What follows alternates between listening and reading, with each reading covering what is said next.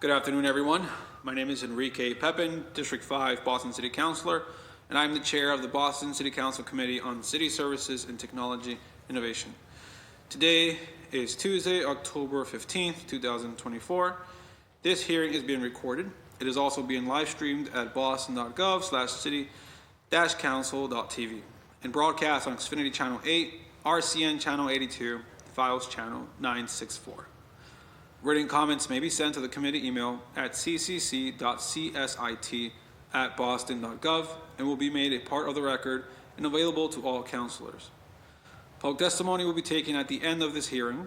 Individuals will be called on in the order in which they sign up and will have 2 minutes to testify. If you are interested in testifying in person, please add your name to the sign-up sheet near the entrance of the chamber. If you are looking to testify virtually, please email our Central Staff Liaison, Ron Cobb, at ron.cobb@boston.gov for the link, and your name will be added to the list. Today's hearing is on docket number 1384, order for a hearing to address utility street work coordination, notification, and compliance post-completion. This matter was sponsored by Councilor Escalera Zapata and myself and was referred to the committee on September 11, 2024. Today, I am joined by my colleagues in order of arrival: Councilor Escalera Zapata, Councilor Murphy, Councilor Fitzgerald.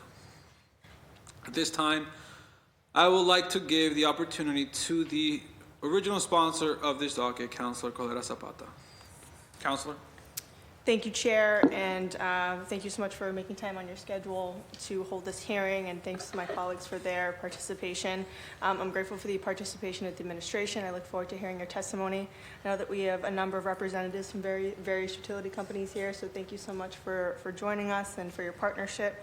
I did prepare some remarks just to frame the conversation, given this was proposed with a sense of urgency ahead of summer construction.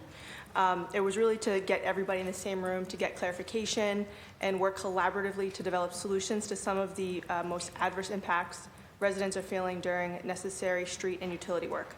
Summer construction and excavation work in the city allows for necessary and at times urgent street work to be done.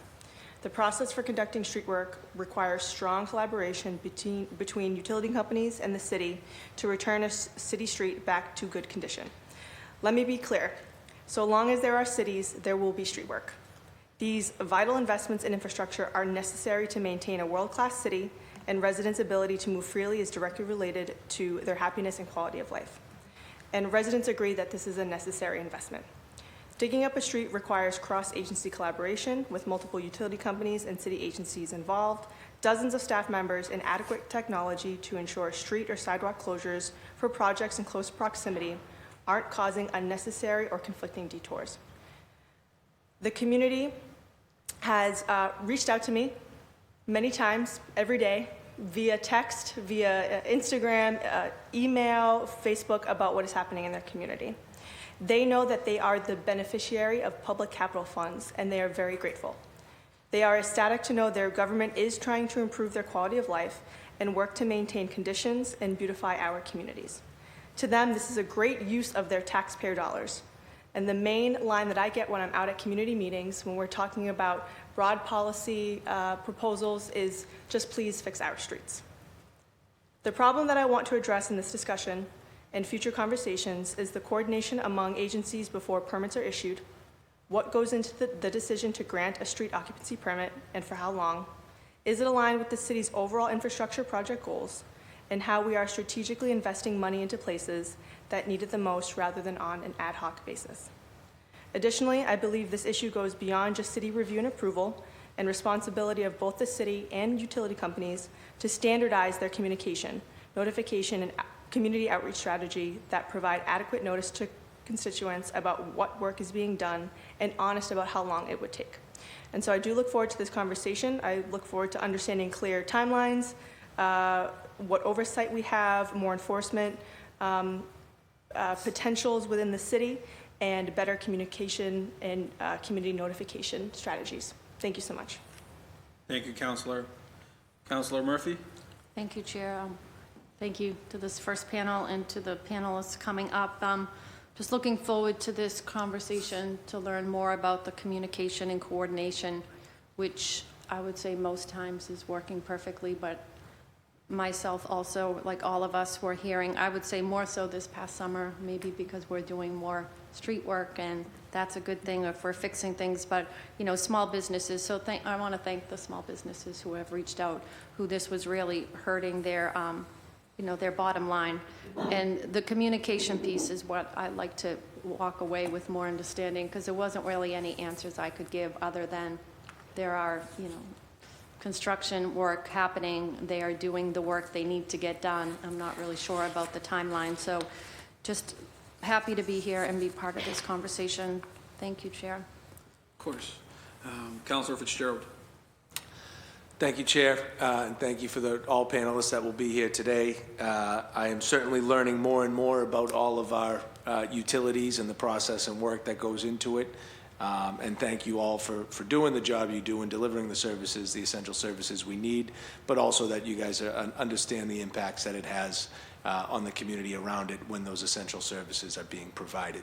And so happy to continue to learn more today. Thank you, Chair. Of course. For me, I'm just very thankful to be having this conversation, be able to co-sponsor this with Councilor Coletta Zapata. This is something that impacts all residents, but obviously, I think Councilor Fitzgerald said it perfectly. They're important services that everyone's providing. It's something that we need to continue to do. I think that the important part here is to understand what's the process, how do we make sure that we continue to improve it so that our residents not only getting the right resources that they need, but the right notifications as well.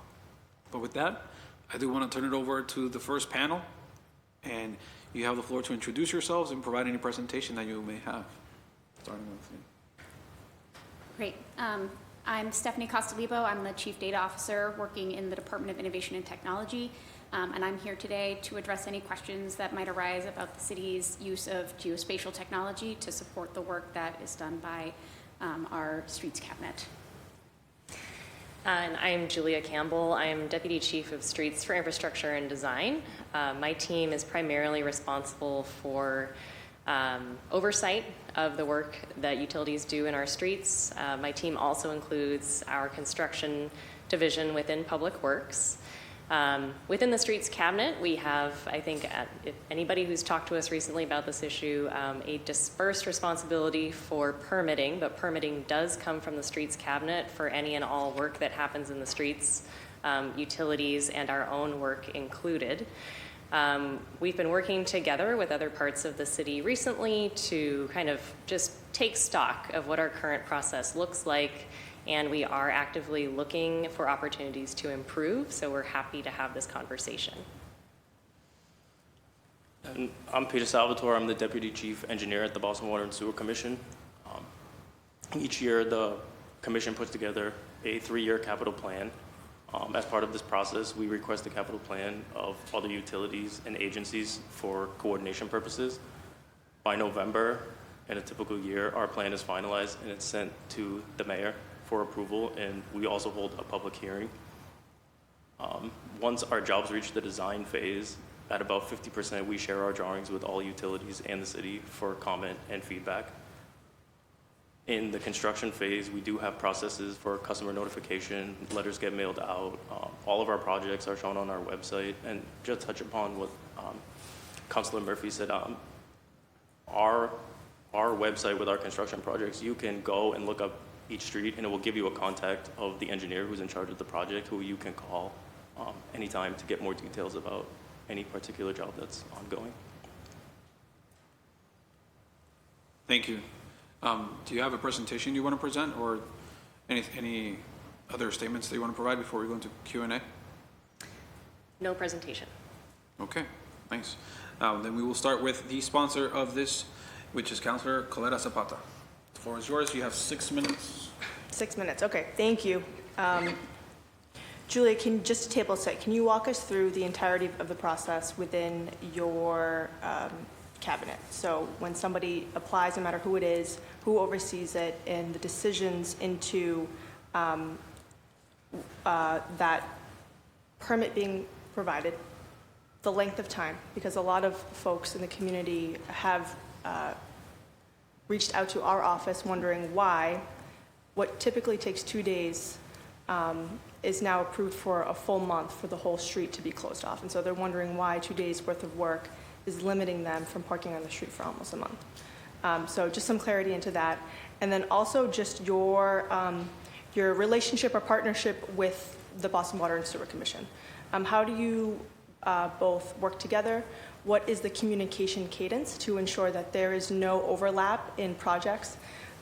We all know what happened in Jeffries Point over the last couple of years, and there were some conflicting projects and also private development too. I know you can't really speak to that, but just in general, if you could speak to the process from execution, or excuse me, from when somebody does submit an application to be reviewed for a permit and then to completion. Sure thing. So I'm not going to be able to speak to the particulars of why a decision like what you mentioned, Counselor, would be made in terms of the length of time in relation to the work. But that's something that maybe we can get into details in a following hearing. I'm expecting this is going to be something we talk about more than one time. But just to answer your first question of like what's the big picture of the process looks like. It all starts with a reservation system called, in the acronym that we use is COBUX. It's something that everybody has probably heard about before.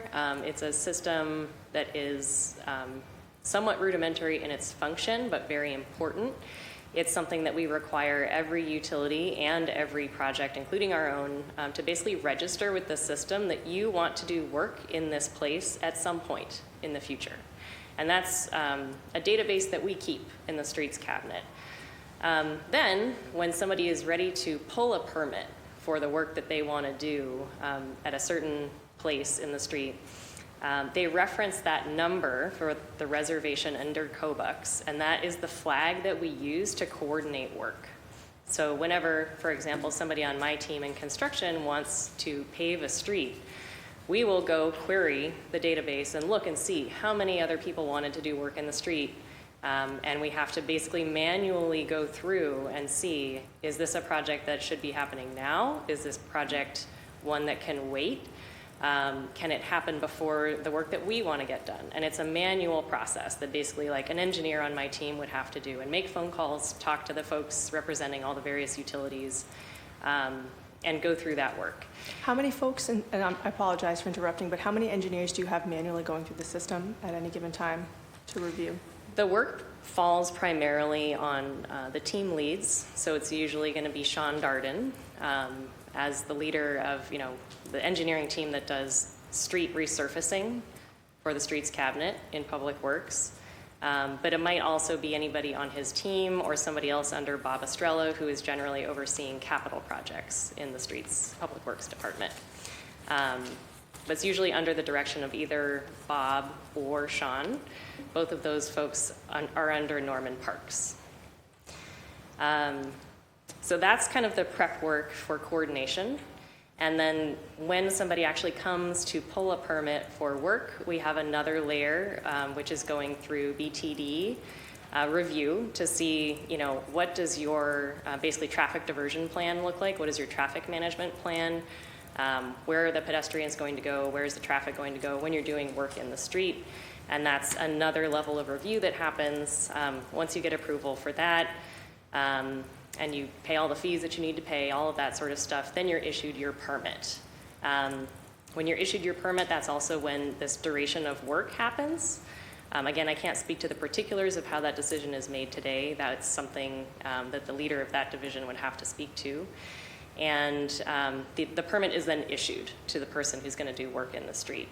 At that point, I'm sure the folks that are here today can relay this in better detail than I can, or probably Peter. But that's when they would do the notifications, the posting of work to come. That's when the public gets notified that work is about to start. And you had mentioned, and thank you for that, you had mentioned that it goes through BTD review. Who is doing the review, and is there more than one individual? It's a team that is led by Ed Hesford for the BTD part of review. Okay. You had mentioned, so we did have a discussion about this, I think it was maybe 2 years ago or a year ago, and we were talking about notification and what obligation the city had to let residents know what was going to be happening on their streets and giving them ample time to have some sort of predictability so they can plan their lives. And there was talk about instituting a not only just utility accountability website, and so I'm wondering where that's at, or some sort of database that tracks these projects to completion, but then also a notification system, or just a general plan for letting constituents know what was happening outside their front door.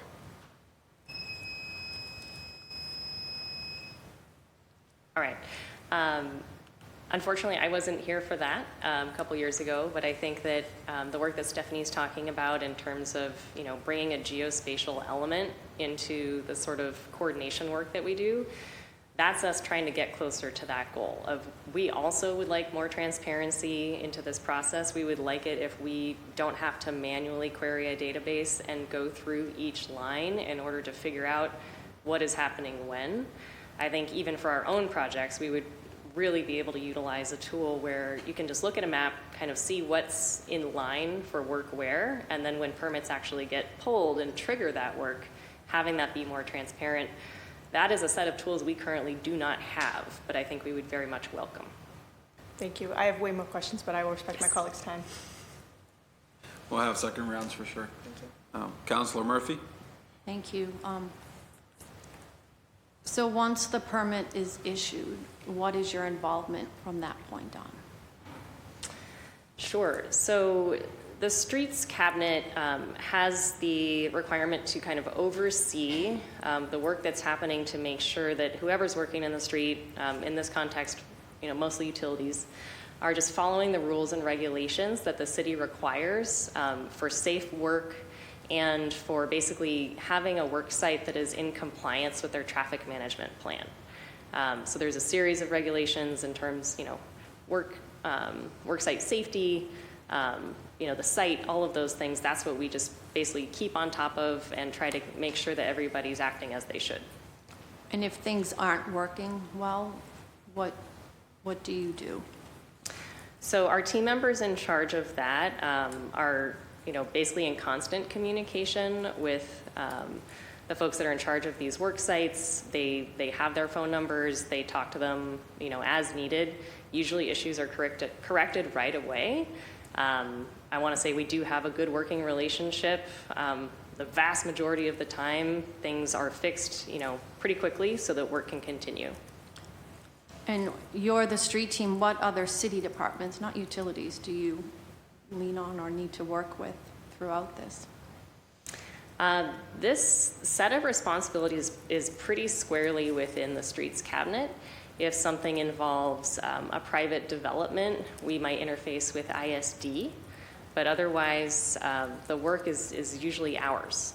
The work, but like the traffic implications. Yes, so that would just be under the Streets Cabinet, the BTD side of the house rather than the Public Works side of the house, but still the Streets Cabinet. Okay. Well, I'm thinking many times the work site could be at a bus stop. So do you work with the MBTA, or it's at a school bus stop and you need to work with BPS transportation, or it's a small business being, that you're working then with the economic department? Like, are those departments that you work with also or not? I see. Yes, we do work with the MBTA. So yes, your question is a good one where if a work site is going to be impacting a bus stop or be close to the right-of-way of another jurisdiction, yes, our team would direct the utility to be working closely with that other entity and to get approvals from them if needed. And then, yeah, if there's ongoing operational coordination that needs to happen, absolutely, we're talking to them too. And I'm visualizing when you talked about like that Cobalt system, like there's a queue, right? There's other work that has to be done. So are you waiting to approve other permits in that map that you're looking at based on whether or not these jobs are, when they're getting finished? Yes, so it's unfortunately not a map. We would love it if it was a map. Currently, COBUX is just a database. And so yes, like if you do query the system and ask, what's happening on this block of this street, it'll basically just return back a list of desired work, but there's no real timeline to any of those. And so that's something that we would like to improve with the future tools that we might have, is exactly what you're saying, a way to see like what's in line, what's a priority. Because how would you pick a priority? And projects might be a private one or a city one, might get picked over another one. Yes. Like I think Councilor Coletta mentioned, but who sits on that decision-making team to decide which projects are going to go forward first, especially if they're in the same neighborhood and it will be interfering with traffic and other issues? I would love to invite Peter to help respond to that question, because there are some things that do have to go in sequential order in terms of utility work. That's often how some of these decisions are made. Oh, right, okay. And please, but I do want to thank you. Boston Water and Sewer, you're always very responsive. And I don't know does Henry ever take a day off, but he'll answer like on a Sunday morning but your team also, I see those emails that come out about street work, so I need to get on the other email list, because I know the other utilities do it also, but I definitely appreciate your communication you send out to me. Thank you. So we coordinate, if there's a known conflict on the street, that we will take on the coordination. We coordinate with probably National Grid the most.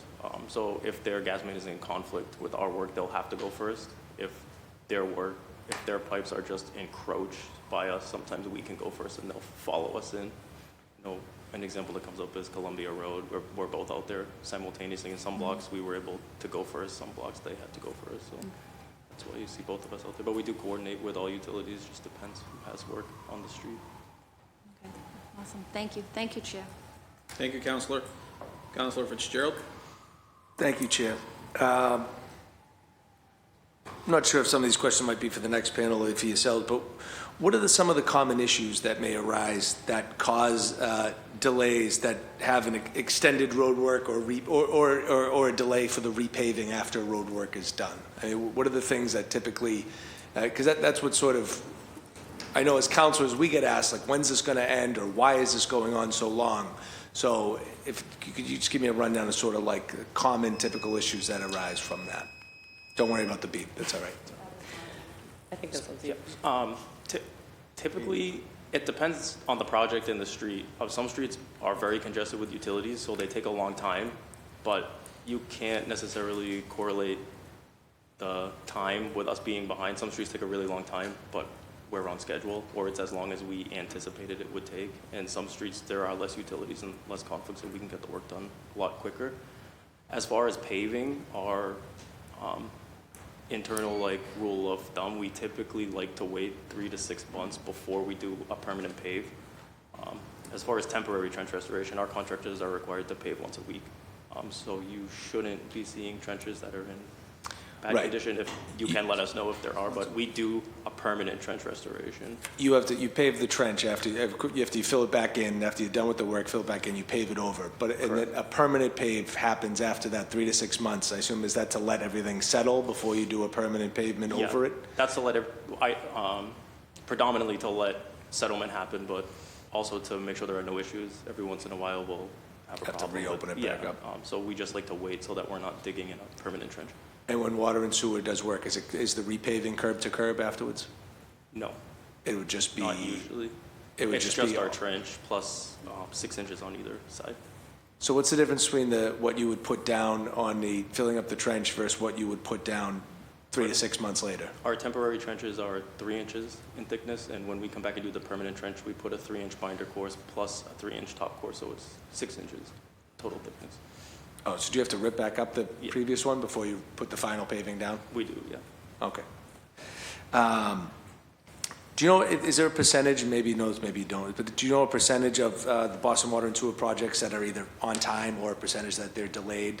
For the most part, what's your success rate in terms of communicating the intended time versus how many times you hit that time or less versus go over? So we when we put a contract out, we give our contractor a number of working days that they have to complete the work in. And just guessing, I would say about 90% of the contracts get completed within the working days. If they don't, we either charge them liquidated damages or we give them a time extension if it's justified. And is that how it's communicated in working days? Like when you communicate to the public, say if it's a small business or the abutters around there, do you say there will be 12 working days of construction happening here? And No, so when we communicate, depending on the street, so every project we do, they get a mailing, which is the contractor, the contact within the commission if they have any questions. Some more difficult streets or difficult projects, we also provide either a biweekly or a monthly update, which gives them more detailed information as far as what work has been done, what's completed, and what's upcoming with expected completion dates. So we do that like on our sewer separation jobs. We're doing that on our jobs in Charlestown. We're doing it on our job, which is finished now in Roxbury. So just depending on the project. thank you. And how do you decide what the detours will be? And is there a way to look at that? Because I know recently we had an issue in Savin Hill where there were a couple of utilities doing work on several different areas of Savin Hill, and they all put up their own detours, and everyone was just driving in a circle, and they couldn't leave because there's only two roads. One road in right to Savin Hill, one road out. So they were both, and so everyone was just driving in circles. Got a lot of phone calls and texts that day. Do you have is there a way to coordinate with the other, is there a radius at which you look at of other road work going on? And how do you decide where a detour is placed for traffic? I mean, I assume it happens beforehand in a traffic plan, but. Our detours, when we need a detour, are approved by Transportation Department. We have to submit a detour or a traffic plan, even if it doesn't include a detour, for approval. If there's an obvious utility that's working with us that we think will have a problem, we will try and coordinate. I guess sometimes we either don't know where we miss out, but I think that falls more on transportation because they know who else has approved detour plans.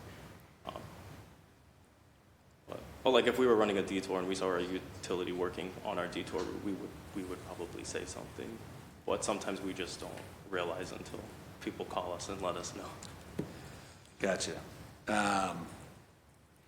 Well, thank you very much, and I appreciate all your help with that when we talked to you previously, so thank you for that. No further questions.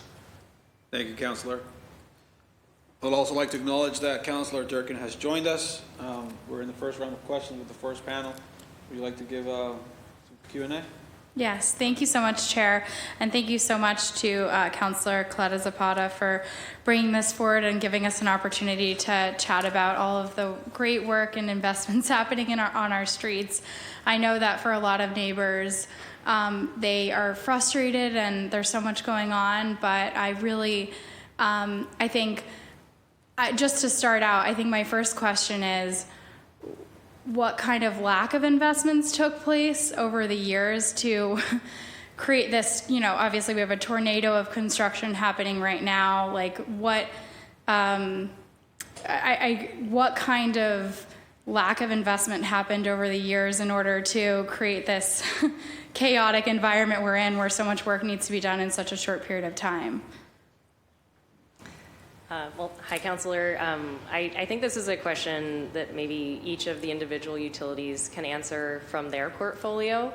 Our understanding from the city side is that we're kind of just at a confluence of all of these utilities needing like major lifetime rehabs for a number of reasons all at the same time, which I think is leading to this, what is perceived as like very chaotic construction that's happening out in the street. Boston Water and Sewer is going, across many neighborhoods of the city, kind of one at a time, to do sewer separation. So pulling apart storm drain and sanitary sewer. That is a Herculean effort that they have been doing for a couple of decades, and they're going to continue doing until it's done. We've got Eversource dealing with, the changing nature of the grid and, moving, to more electricity need, more dispersed generation of electricity, needing to upgrade all kinds of substations in order to handle our new demands on electricity. And then National Grid, having to go through similar changes to meet demand and also to change aging pipes out for safety. All of those things are happening at the same time, which is why I think we've got this current situation. I don't know how much of it would be a lack of investment rather than just a need for investment now. I do think that's a great question for each of the utility providers. On our side, from the city, I think we would love to have more tools and more investment in this coordination. We've, I think been talking a little bit about the geospatial need.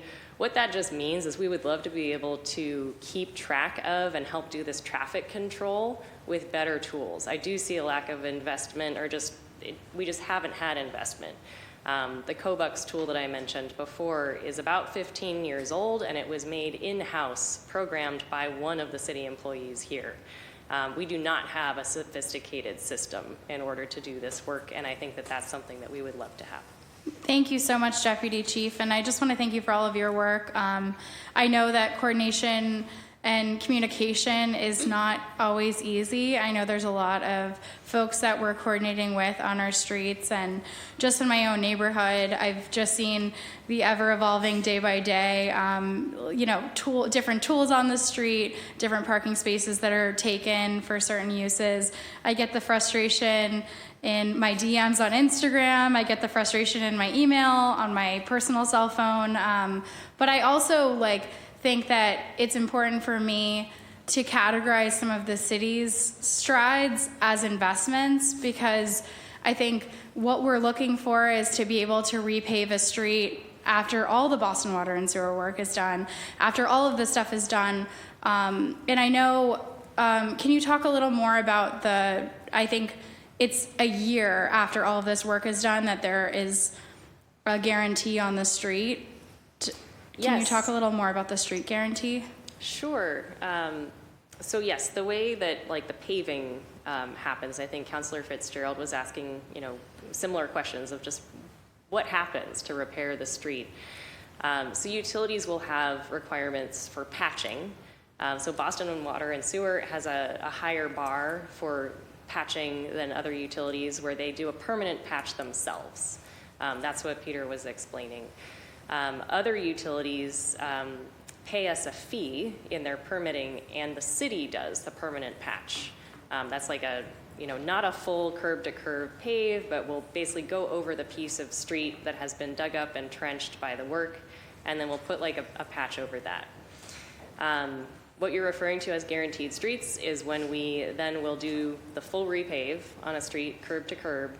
That then basically locks in a period of time where if any cut happens on that street during the guaranteed period, then the utility or whoever does that cut is responsible for fully restoring it. That's only on a curb-to-curb repave and not on a trench I believe so, repave. yes. Because I think that had happened in some of our neighborhoods where there was a trench repave, and then there was some cutting into the asphalt, and I was told that it did not have the year guarantee. Now that street has been milled and is in the process of being repaved again. So I just want to, I know how difficult these things are, and I think, at least on my end, the Boston Water and Sewer work and the public works work of getting our streets to their best shape is something that my constituents have been asking for a long time. Unfortunately, once that is in process, there is a very inconvenient truth of the lack of parking, the needing to go around, and the needing to essentially just bypass so many different routes. And I think that inconvenience is temporary, and I know we've been trying to keep our constituents' morale up and give them updated timelines. So, and I did want to just shout out one more thing, Chair Pepin, if it's okay. Our office in our historic neighborhoods did an audit of Eversource, National Grid, and Boston Water and Sewer patches on our bricks that have not been fixed, and I'm extremely dedicated to getting all of our bricks back into the shape that they're in. So I'm looking at you, utilities. We have already audited and we're working on those, and we will be sending our reports to you directly after this hearing. So thank you so much. Thank you, Councilor Durkin. I guess it's my turn. Thank you so much for everyone for being here. There's no surprise that this is probably one of my favorite topics. Constituent services is top of mind always. And before I dive into it, I just want to thank everyone for what they do, especially Boston Water and Sewer. You guys have been very helpful with a lot of cases in my district and Eversource and National Grid as well. I do want to give a story real quick from a resident of mine. This is what I hear on a weekly basis. Nick from Hyde Park says, as a resident of a private way, Nick and his neighbors are responsible for maintaining the road. They organize and spend thousands of dollars to repave their road. After work done by Eversource, a strip of the road is in much poorer quality than the rest of the road. The poor quality of the paving after utility work has resulted in changes to the road's topography, including large potholes and depressions in the road, which make driving difficult for residents, emergency vehicles, and delivery vehicles. This happens quite a bit in my district. So my question to that is, when the patching is done, does the city require any sort of evidence, or do they go to the site to inspect, or what's the handoff like from the company that is doing the work to the city to make sure that it's back in a good condition? So I just want to ask one clarification, Councillor. Were you stating that this was a private way? That was a private way, but I also have examples of public ways. So that Okay. was just one example. Okay. Yeah. This might be better answered by you, Peter. So we have a lot of infrastructure in private ways, and typically how we would handle ahead of time, while the project is still in design, we try to meet with the abutters to give them an expectation of what the restoration will look like. And then we hold our contractor to that. So if they had just repaved, in some instances, we would repave a full width, and some we wouldn't. In some cases, it's in horrible condition when we get there, and we leave it better than when we started. So that's how we handle that on a case-by-case basis. As far as the trenches themselves, we work very closely with Public Works. Every utility is required to have a tag in their trenches. So our temporary trenches get a blue tag. Once we do the permanent trench repair, they get a gray tag. That's a BWSC, so they can be identified as ours. And I think makes it easier for Public Works to keep track of who's digging the patches, but we are required to do that. And if a resident has a concern, do they reach out to Boston Water and Sewer, or do they reach out to the city in order for there to be a correction made? We get a lot of complaints for trenches. We hold our contractor responsible to maintain their trenches until the permanent restoration is complete. So if we get a complaint or a settlement issue, we will send our contractor back to address it. Okay, so the residents should reach out to Boston Water and Sewer. Yeah, if it's our project, we can. If it's Boston Water and Sewer, reach out to Boston Yes. Water and Sewer. Okay. Councillor, if I may, Yes. The longevity of the patch is also part of the city's requirement. So if your residents have 311 requests, that's one way that we track any and all issues with pavement. That is our CIU, the Construction Inspection Unit. That's one of the things that they track and make sure that that trench is holding up for the period of time that it is supposed to hold up. If it's not, our unit can reach out to the individual utility and let them know, like, hey, your trench has failed, please come fix it. Okay. Okay. It's very helpful. Thank you for that. Another example that I have is something that's happening right now. It's a good project. They're adding speed humps, curb outs, raised crosswalks and everything around Florence Street in Rossendale. But what has happened is that the contractor, I guess, with the notification of closure streets, there has been occasions where drivers are going down wrong ways to avoid some traffic work, some construction work, which led to an accident. Who should the residents reach out to in regards to that? Because it's happened for this specific project. There's just a lot of confusion about what routes to take. There's a few streets that are being closed down, and it's leading to drivers going down one-way streets. That's something that I would want to definitely have our team take a look at.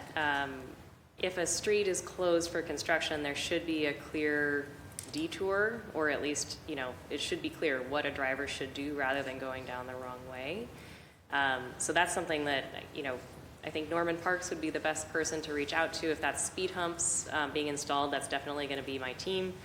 But yeah, that shouldn't be happening. We should be able to communicate clear enough to drivers to where they're not going the wrong way.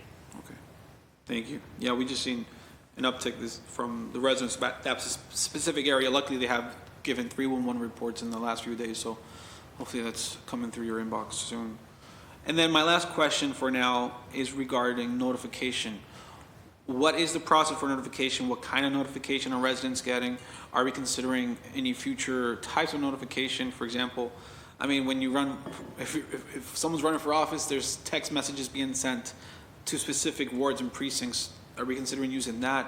What kind of other ideas are we exploring to make sure that we are keeping up to date with, social media and in the world of technology so that better communication is being spread? And Councilor, this is in regards to utility work that's Yeah, happening? any type of work on the street. Right. This is definitely a question not for me, but my understanding is that the primary mode of communication is going to be the signs posted. But, Peter, this is maybe one for you too. Yeah, so prior to us starting A Street, we send out a mailing in conjunction with applying for a permit.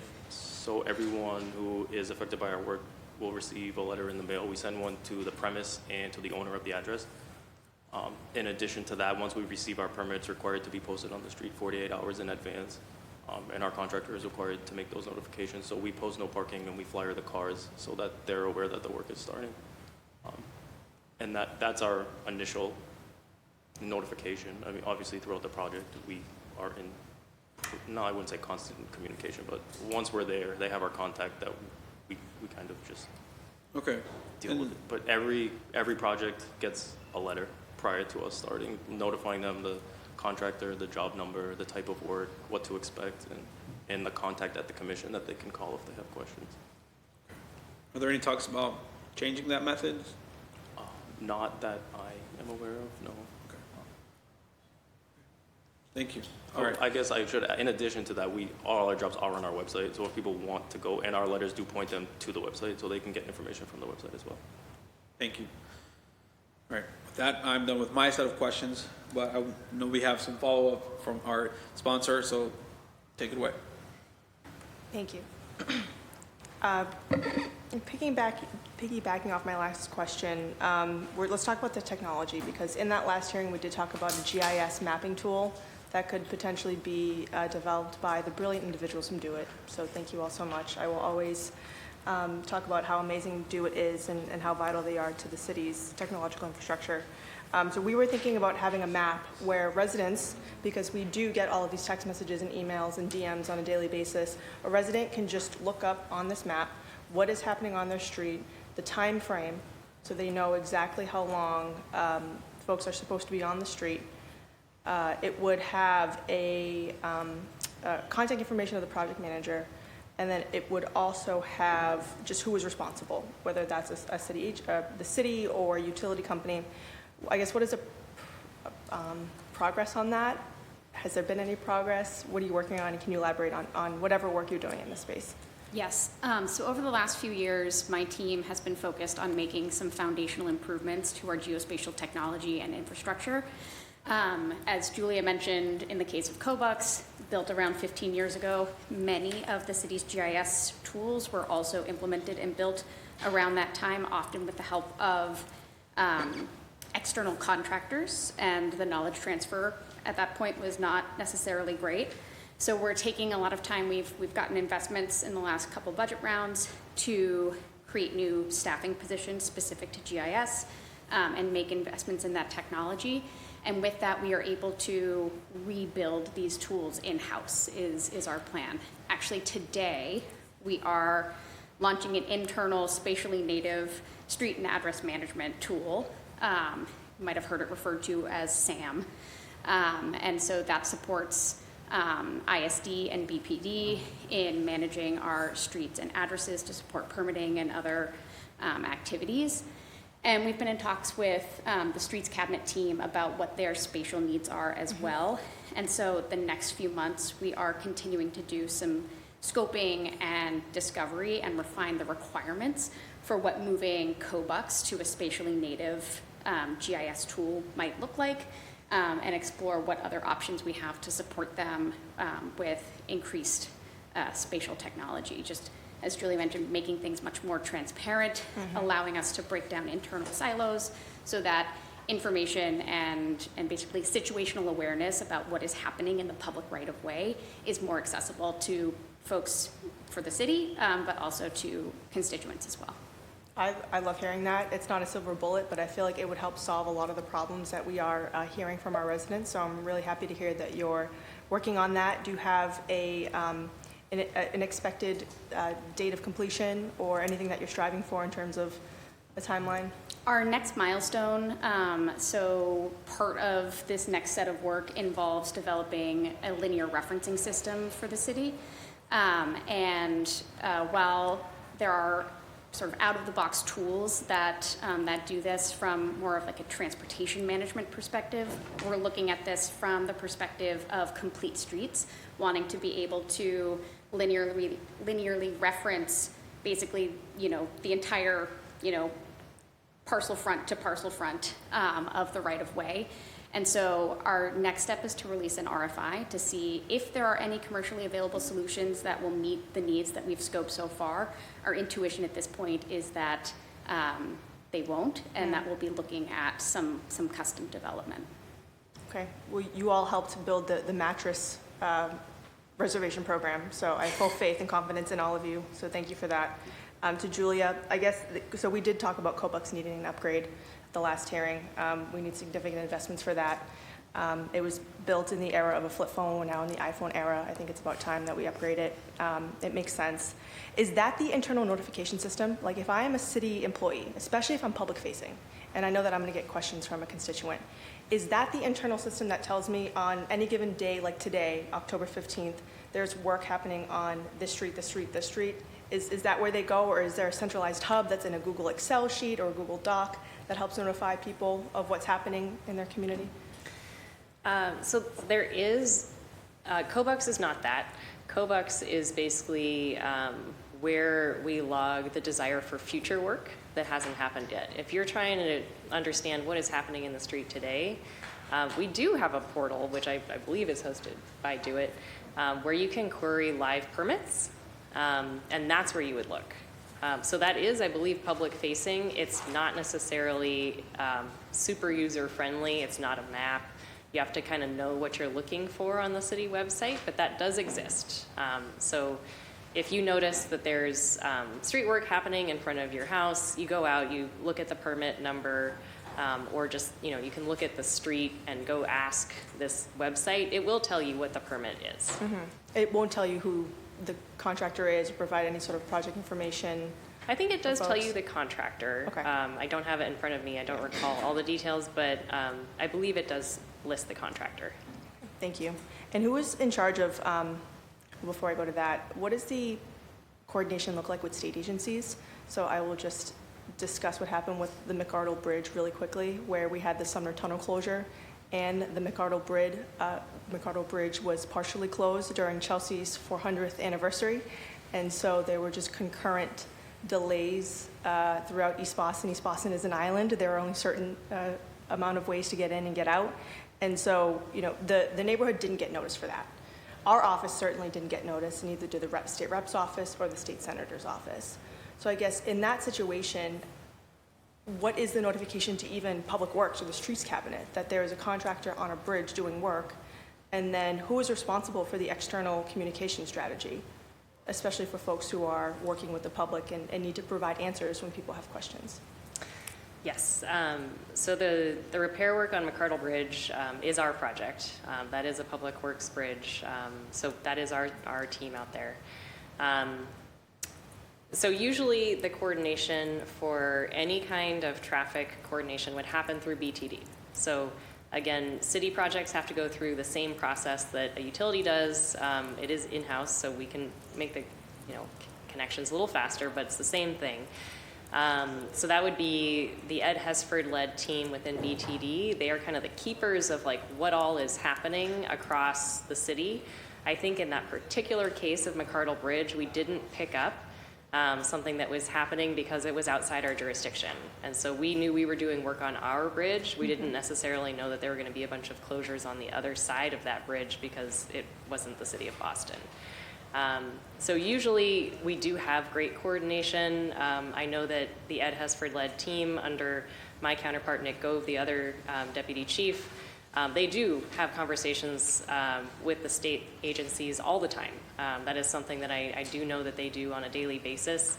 I think just that particular instance, we didn't have a flag coming across the bridge. We unfortunately missed that one. Apologize for that.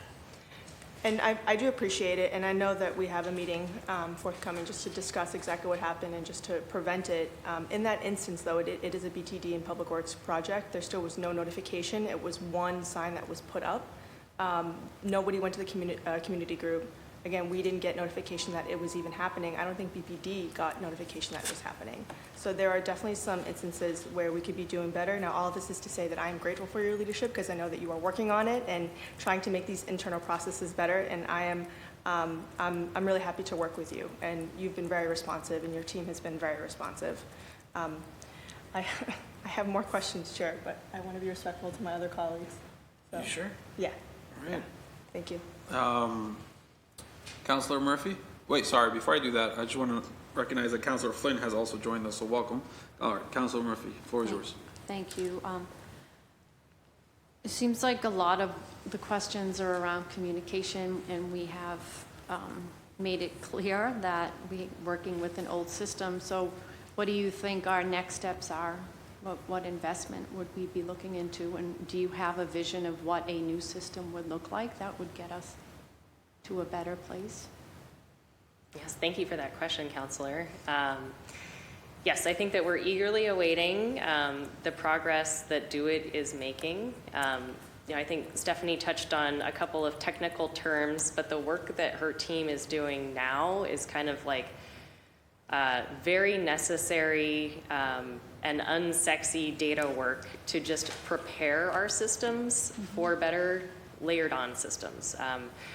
I've seen presentations from her team explaining all the disparate types of, GIS-based things that we have here within the city. It's really difficult for us to have any new tools that work better until we kind of bring those things all together and sort them out. That's what they're doing right now.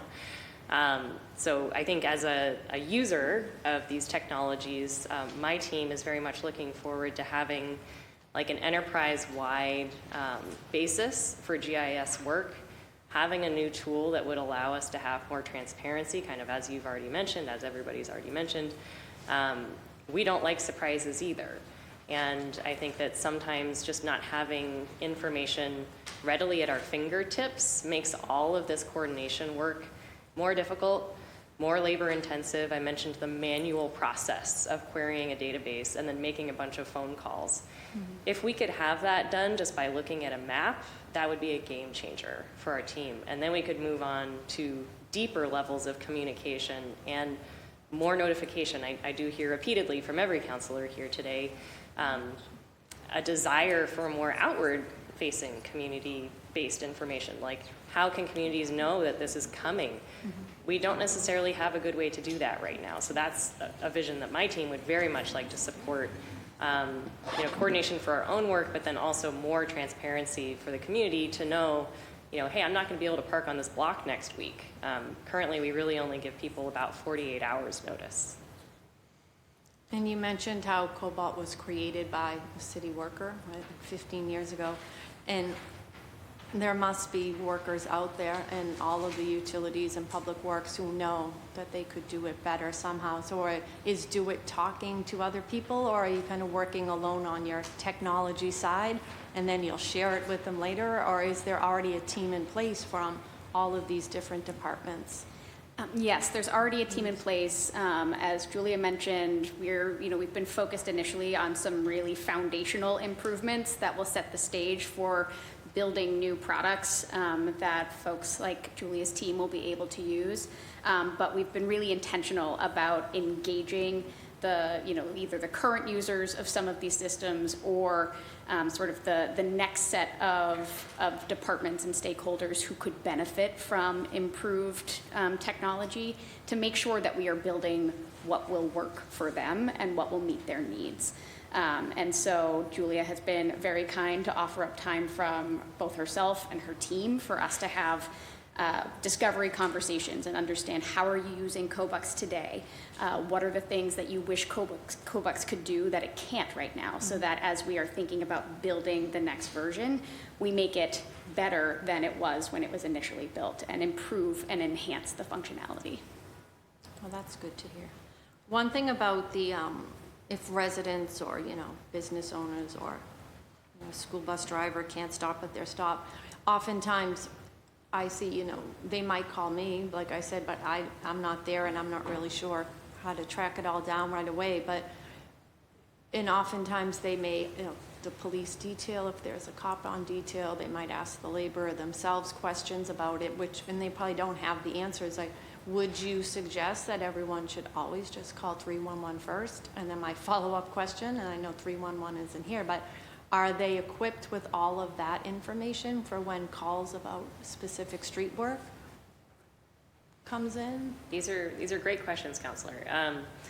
I think that I don't work for 311. I would definitely, that's a great question for Ergie and team. I think that they have basic information, but I think that because of what we've been talking about, of information isn't readily available, there's not really a way for the 311 team to have like deep knowledge of any particular thing happening in the street. And often the best that they can do is kind of refer somebody to the correct department. Like, would they refer a call directly to Boston Water and Sewer, where you said you could answer it for them? Yeah, we get a lot of 311s, and we have someone who monitors that all the time. And if it's a known construction project, we'll respond to the 311. That's good. Okay. Thank you. Thank you, Chair. Thank you, Councilor. Councilor Fitzgerald? Thank you, Chair. I don't have any further questions, but if possible, I know that Councilor Coletta Zapata does have, I knew she referenced she had some more questions, so if she'd like to use some of the time, if you could let her ask her questions. So you yield your time to Councilor Coletta? That's the short way of saying it. Yeah, I was very overstating it. That is granted. Thank you, guys. Councilor Flynn? Thank you, Mr. Chair, and thank you to the panelists for being here. I apologize to the panel and to my colleagues for being late. I had a previous engagement. I don't have any questions. I feel if I ask questions, they may have been answered already, so I'll actually watch the video later tonight. But thank you, Mr. Chair, and thank you to the panelists. Thank you, Councilor. Councilor Coletta, the floor is yours. And thank you again for your time. How long is the average time between a permanent patch and a full city repave? Oh my goodness. I could not give you that answer today. We can try and see if we can come up with an average time. Longer than it should be, I think, but we can work on getting you an answer. That would be great. And you have all of the metrics to quantify it? You don't need Not to at go our searching for fingertips. Again, this is a manual process, so I will have to assign an engineer to go look at some sample streets and see when utility work was completed and then when we were able to deploy our own patching and paving work. it. And then the same goes for the crosswalks and striping and all of that? Yep. Okay, thank you. To Boston Water and Sewer, so thank you again for your work. I appreciate your responsiveness every single time there's something going on in my district, and there's a lot going on in my district. I want to give a special shout out to Jean-Luc, who is so supportive, went out to visit a resident on a Saturday, I think, and helped with something on Thurston Street, so I want to thank him. Your community outreach and notification plan. So I remember sitting in the Piemonte room with you all in 2019 talking about the need for a constant contact sort of email or a texting apparatus that allows for folks to understand in real time what is happening. You had mentioned that there are emails that go out, and I do get them, which is great. Who do these emails go to, and how are residents able to sign up for them? And how do they even know if they exist? So on our upcoming East Boston sewer separation, we Similar to South Boston, we are having that overseen by a consultant, and part of the contract we have with our consultant is for them to hire a PR firm. So that has not been set up yet, but there will be an opportunity for residents to sign up to receive emails for project updates, emergency notifications, and things along those lines. That firm will also be responsible for providing the updates that we put on our website. And there was none of that really for, say, for example, the Charlestown construction that's been ongoing for the last. Yeah, so those are managed in-house. I don't want to say there was none of that, but that we did not have a separate PR firm to manage those jobs. Those updates are posted on our website, though we give like an additional project overview for timing and updates. So like on our website, you can go to any street we're on, it will give you the % complete, which is like a generic 50-40. But for certain projects, Charlestown being one of them, you can click it and it will bring you to a project update page where we post like a PDF of a more detailed update so people can have a little bit more information on timing and impacts of the work. And that's updated continuously as the project is ongoing? We typically does it do them just- monthly if the work is moving fast or it's requested from the constituents. Sometimes we'll do them every 2 weeks. Okay. And are these notices that are sent out, the flyers, is it through certified mail, and is it available in English and Spanish? And We don't send them out certified mail. They go regular mail to owner and a butter. In certain neighborhoods, we do translate them. I know in East Boston, we have it translated into Spanish, and we can continue to do that. And there is a sentence at the end that they can call to have it translated. It's in, I think, 7 different languages at the bottom. Okay. I would love the opportunity to meet with this consultant when they are chosen. A lot of us have had to get messages out pretty quickly to our residents and our constituents, and we have a lot to offer, and definitely have some ideas, including the texting, as Councilor Pepin had mentioned. And I do just want to shout out Eversource in this regard, because you all have an incredible email that I have in my inbox that gives a timeline, provides contact information, what's going to happen on that week in terms of the work. So I want to thank you all so much for what you do, and I look forward to asking you tough questions still the next time you're up on the panel. But I just want to shout them out and thank Boston Water and Sewer, because I know it's been a lot of work since we first met in 2019, and I think, again, we met in 2021 to talk about what a communication strategy might look like. Do you folks have somebody going out to community groups as well and civic associations to let them know? Yeah, so I personally have done one so far to let residents know about this upcoming project. The first phase of this new project, there will be a 5-contract project, is likely going to start in April, so we will be doing all the neighborhood meetings ahead of the construction start on that project. Okay. That's it for me, Chair. Thank you. Thank you all so much. Thank you. I have 2 final questions for this specific panel. I'll just ask them both and then allow you to answer. Sitting in this hearing, literally, I got a message from a constituent. It says, I'm inquiring to see if there's any upcoming plans to pave Belgrade Ave in Rosendale. The street is in rough shape from work from a specific company. There are patched trenches all over the road. So my question to that is, if there's enough patching on a main road like that, does the city ever consider to just pave the entire street, or what is the threshold does it have to meet in order for you guys, for transportation department to say, all right, this deserves to be entirely surfaced over? And then leading up to that, I have a very good example of a project in my district that has been getting a lot of attention, the Cummins Highway redesign. I think the transportation department has done a very good job of being engaged with the community, going to a lot of civic meetings, sharing the work schedule with everyone. What's the threshold that you all think a project has to be in order to do that type of activation of outreach? Because that's a very good example. I'm just curious to see, like, is there a certain criteria that a project has to meet in order for there to be that much engagement? Sure. So I'll answer your questions going backwards. So thank you for the positive feedback about the engagement that our team has been doing for Cummins Highway. That is our largest capital project for streets right now. So that is why you see so much attention. That's a project many years in the making. Our design team has been in contact with community for years and years. So we're now finally at that last stage of construction. Is there a threshold? In a way, yes. For regular maintenance work, which is just like paving a street, we're not necessarily tooled to have a robust engagement system for that. You will see the most robust engagement coming from the streets cabinet for when we have changes happening to streets.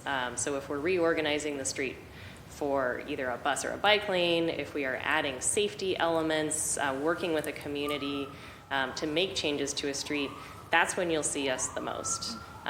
Historically, the city has not had any kind of significant engagement plan for regular maintenance work that is not changing the street. So that's kind of how we've done it up until now. Not saying that's the way it needs to be. To your other question of how does the city decide like what street needs to be paved, we unfortunately have a lot of streets to choose from. There are a lot of streets that are in poor shape all across the city. So when we go through our planning process of figuring out what streets can be paved every year, and sometimes that list changes throughout the season even as we're paving, we go through the exercise of primarily like, is construction on this street done is the most important question. Just because a street has a lot of cuts and patches in it doesn't mean that there won't be more. So that's one thing, you know, with, again, talking about our COBUX system and the engineers going to query it, even if a street is in bad shape, it's got all kinds of cuts, all kinds of patches, if there's still work that needs to be done, we're not gonna pave it, if we can help it anyway. Because we don't wanna have our, you know, freshly paved street cut up yet again. So that's an exercise we go through. We have a lot of streets that are kind of in that waiting stage. We're waiting for the known utility work to be complete, or maybe development work for adjacent parcels to be complete, so that we can go out and restore the street to a good condition. That unfortunately is the case for many streets in Boston. Other than that, we do know a lot of our streets are in rough shape, and so we do kind of try to pick out the worst ones that are all cleared of work, that need the work the most. Like, those are the ones that we try to do. Okay. Thank you for that. That's it for me. Any other follow-up questions before we close this panel? Okay, any closing statements? Well, thank you so much for joining us. Thank you so much for your testimony, for the work you all do. But that's it. We'll move on now with our second panel. So thank you so much. Thank you. Thank you. Appreciate it. Before we move on with our second panel, I do want to call for a virtual public testimony. I know there's some folks that have to leave a little early. No.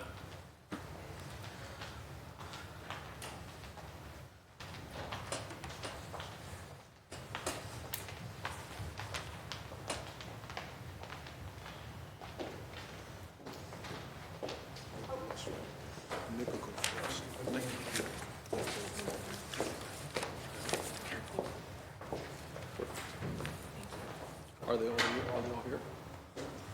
Okay, sweet. All right. Nick, can you hear us? Yes, can you hear me? Yes, perfect. You have 2 minutes for your public testimony. Okay, thank you. So I live in Charlestown, and the reason I wanted to join is because I've been a part of some of like the neighborhood council basic service meetings, and I think like a lot of the takeaways from this have been what we've sort of come to there, which is that the communication piece is really tough, especially for folks in Charlestown who, you know, are older or maybe don't have, you know, the ability to get the information as easily. But I think like the texting system that was talked about would be really useful. Emails, I know. One thing that's, I think, the direct way is like it was talked about that 90% of the working days timeline is hit successfully. And if that's the case, I think like maybe including an estimation of completion on the street permits would be helpful, just because I know the system goes, you know, 30, 60, 90-day increments. And that's where a lot of folks get information. That's where I've got information. And, you know, it's tough to see, you know, a permit is out there for 60 days. And then at the completion of 60 days, you know, another 60-day one appears. And it sort of sends, I think, the wrong message. Obviously, you know, there's the timelines presented at the beginning, but I think that information can get lost in translation. So just being more transparent in the communication about what the completion date would be is something that comes to mind. One other additional piece of communication that I think would be useful is just knowing like what percentage of streets are closed at a given time for parking. I think a lot of people have anecdotal, all the parking is closed on Pleasant Street and all the parking around Monument Square is closed. But if there was a way to know, if that's being monitored, and if it is, whether it's private contractors, community work, city services, just having that information a little bit more at the disposal of residents, I think would be helpful. So that's my 2 cents on the communication piece, what I think would be helpful as a resident, but it sounds like there's already some stuff in flight with getting the text and email communications going for specific projects. So that's all I have.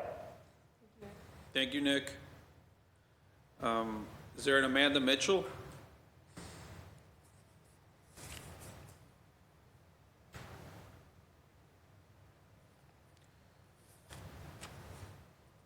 Hey, Amanda, can you hear us? Hi, I can.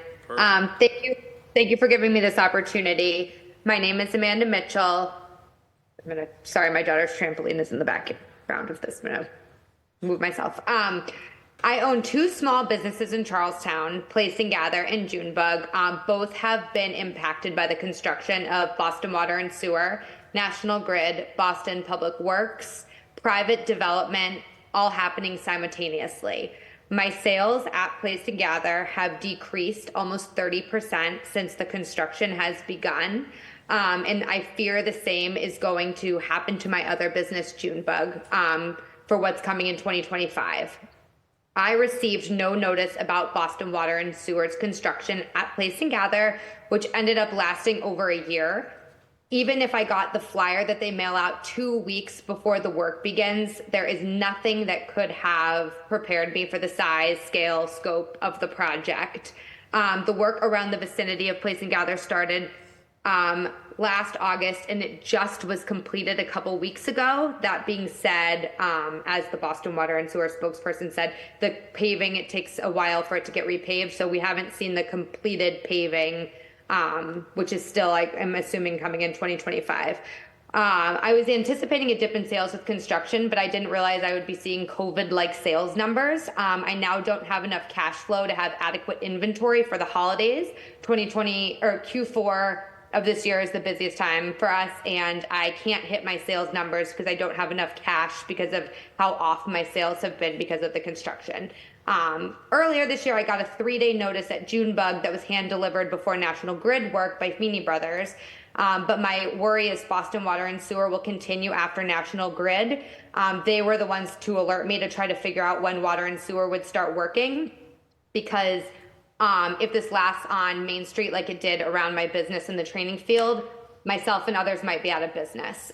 Problems with construction happen. We understand that. We want good infrastructure. It's incredibly important. That being said, a new mapping tool can't be made by 2025. A geospatial tool that also will have to be beta tested and developed can't come quick enough. So we need the streets department to come actually take a look, physically drive around and see what's happening. When plans and delays aren't communicated, it makes operating a business absolutely impossible. The answers I got from Boston Water and Sewer were things like, this will end when construction season ends. And I didn't actually get any specific dates or timeline until WBZ came and I posted a viral Instagram reel. So communication is critical. I've struggled to keep my employees paid. We buy from local vendors. I've struggled to support them. I employ 16 people in the neighborhood. I can't run my payroll. People have told me to close or just, shut my doors while the construction takes place, but I have salaried employees and I run my payroll, whether my business is open or not. My stores are also a fixture of pride in our neighborhood. I gave back $10,000 to our local community last year, and I've shut off all my donations because my sales are so off because of the construction. So we deserve to know what's coming down the pipeline in 2025 and 2026. We know this, any work takes months and months of planning. It might take years, and if the city knows what's happening, they need to let us know. And if we need to know more than 2 weeks in advance notice for a project that's going to last a year. If 2025 looks like 2024 in Charlestown, you can expect to see far less of our small businesses survive.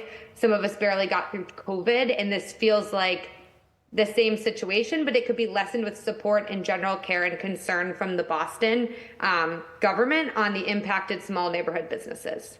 Thank you. Thank you, Amanda. We have one more from Donna.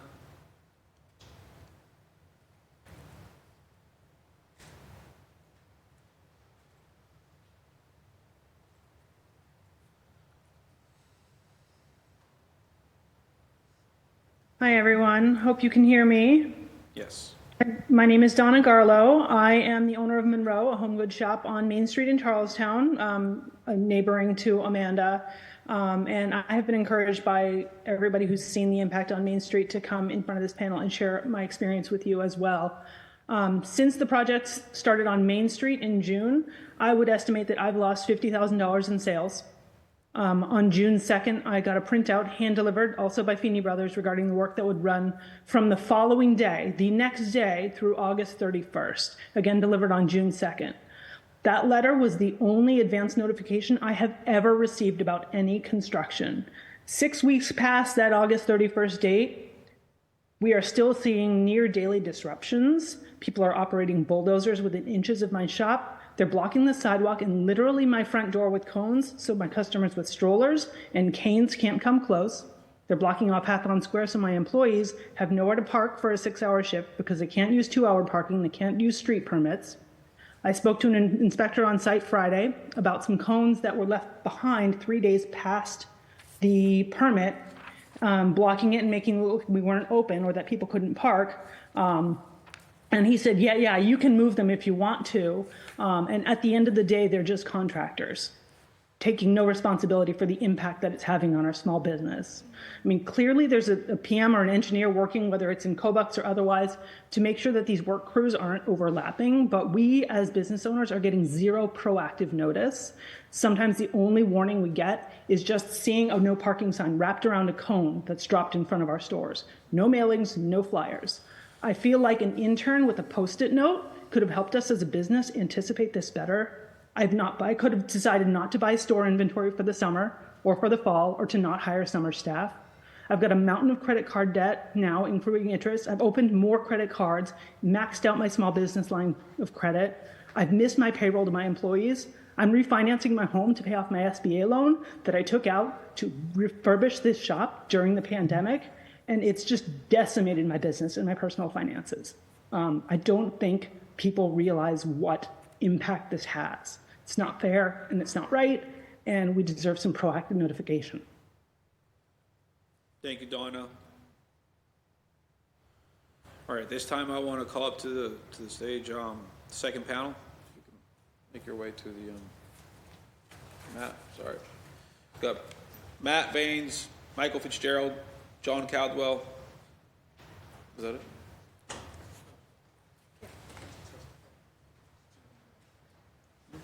John wants to testify. You want to testify? All right. Okay. Is that John?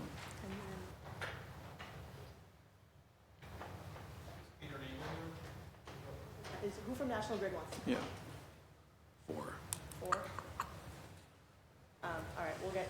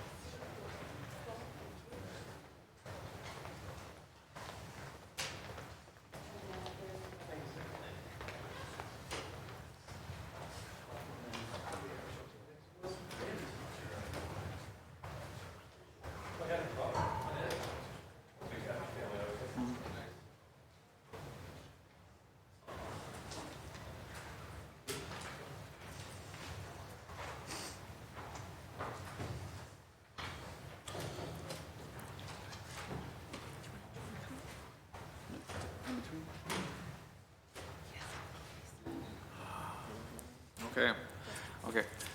Before we begin with you, we do have an in-person testimony right behind you. His name is John. So, John, would you like to come up and give your public testimony? Yeah, either side. Thank you. Hi, my name is John Provenzano, a resident of South Boston my whole life. I had a few comments. Most of it is, I was a union officer for almost over 23 years, and in my union, one of the first things we stressed, mainly from the Boston Edison, was safety. So the people that do have complaints, and I've listened to my neighbors, and they've complained about the discomfort of having to drive, not even walk, a couple of blocks to get around the construction. It's just a way of life. You have to do it when you're having this kind of construction. To all the people that are doing the work, whether it's digging up for the lines, or filling them back in, or the heavy construction work that's done, it's dangerous work. And there's one thing that I told all my young fellow union people when they come in is whatever you're doing, do not rush, because you're dealing with whether it's the underground cables or outside with the heavy construction. It takes time. So when someone says this is going to be done in 3 months or whatever, and it takes 6 months, believe me, if you were in that manhole, you wouldn't want to be rushing doing that. So my support goes out, and I wish I was able to talk to the 3 people, the panel that was here, but my support goes out to all the people that are doing the work, and my suggestion to the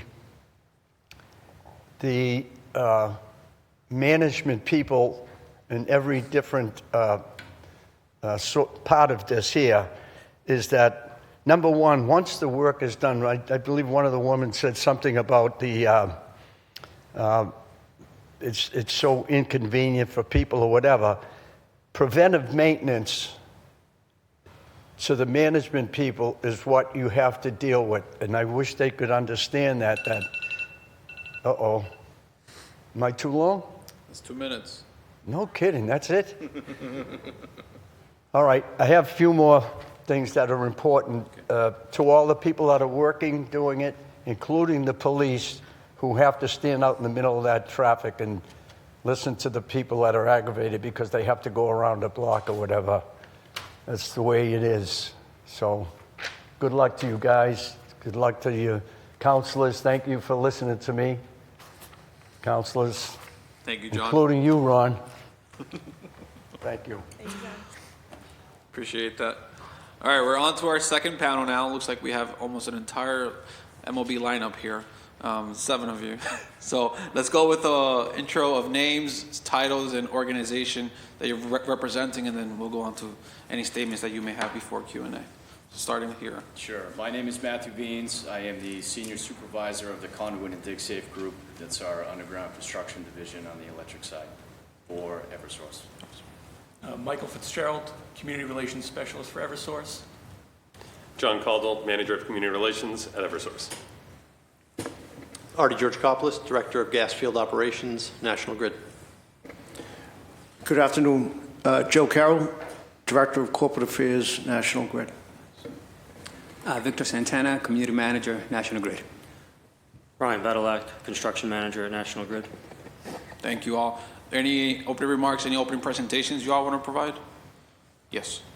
Yes, so my name is Matthew Beans. I manage the Conduit and Construction Group, as I mentioned. So I just wanted to go over a brief overview of kind of what we do and some things that apply to what we've heard today. So we manage about 50 contractor crews in the Eastern Mass territory. On any given day, about 8 to 10 of those crews are in the city of Boston working. We also have 2 dedicated restoration crews doing that work at all times. They are directly supervised by a team of conduit inspectors. Currently, we have 6 dedicated to just those crews in the city of Boston. Their job is to maintain the safety of the crews, hazard assessments, follow up with the traffic plans, meeting with the CIUs, and monitoring for the city's specs and the regulations of the permit. That could be backfilling, compaction, paving. The majority of that work is planned work that goes through the permit process we discussed, COBUX and going through the various departments, we have had great coordination with the city of Boston this year. We average about, this is over a couple of years, but approximately 450 permits per year for planned construction. In the peak season, the summer months when there's a lot of trouble, we're in about the 30s for emergency permits that are called in. Those could be service faults, dig-ins, line outages, any sort of structure damage. And that goes through an e-permit process with an online form that notifies the city. Coordination-wise, we've done a lot with Boston Water and Sewer this year and National Grid, resolving conflicts. You know, a lot of that was brought up already. We've done a ton of work this year with Ed Hesford, specifically on emergency work and notifications. And we've done a lot of coordination with the paving. So when we get notified that a City of Boston street is going to be paved, we check all of the manholes. We look at any planned future construction, either for new development or upgrades. We'll swap out all the castings and make sure the manholes are in good shape. So, you know, we're not coming back 2 years later and have to fix a collapsed casting. And the city's been awesome working with us as far as that coordination goes. And then just my last piece here, just to touch a little more on the safety side of things and some training that we've been doing and focused on. You know, we do our usual, you know, yearly, monthly, weekly safety training, and that's with all of our internal folks as well as the contractors that do the work for us. But, you know, hearing everything that was said today, traffic management has been a key point of focus. Bike lanes and postings have been a very specific thing we're working on. We're trying, you know, very hard to get everybody. We don't want to post more than we're going to take up for any given day. We want to make sure the time's noted on the permits. If it's a 9:30 start, we're posting 9:30 on the no parking sign, and those are done 48 hours in advance. Another focus is eyes in the field. Those are the conduit inspectors, those are the field supervisors. And finally, accountability. You know, these crews don't always have somebody on site at all times. They need to be fully responsible for their work zone, whether it's something as simple as making sure somebody can get out of their driveway, talking to a business owner and moving some cones. You know, it's the little things we're really trying to drive home with these guys. Thank you. Thank you. Does anyone else? Yes. Yeah, hi. So John Caldwell, Manager of Community Relations at Eversource. I just want to kind of dovetail on with that, more on kind of the outreach side of things. So first, I just want to thank you, Councillor Pepin and Councillor Coletta Zapata, for inviting us in to have this conversation. So at Eversource, we're focused on delivering energy in a really safe and reliable way to the City of Boston and its constituent residents and businesses. We're approaching this work diligently, you know, following the city's existing regulations, expectations, from the permitting process through the street work to the restoration once we're done. And to that end, you know, we're devoting a significant amount of resources to being a good neighbor, because after all, we live here too.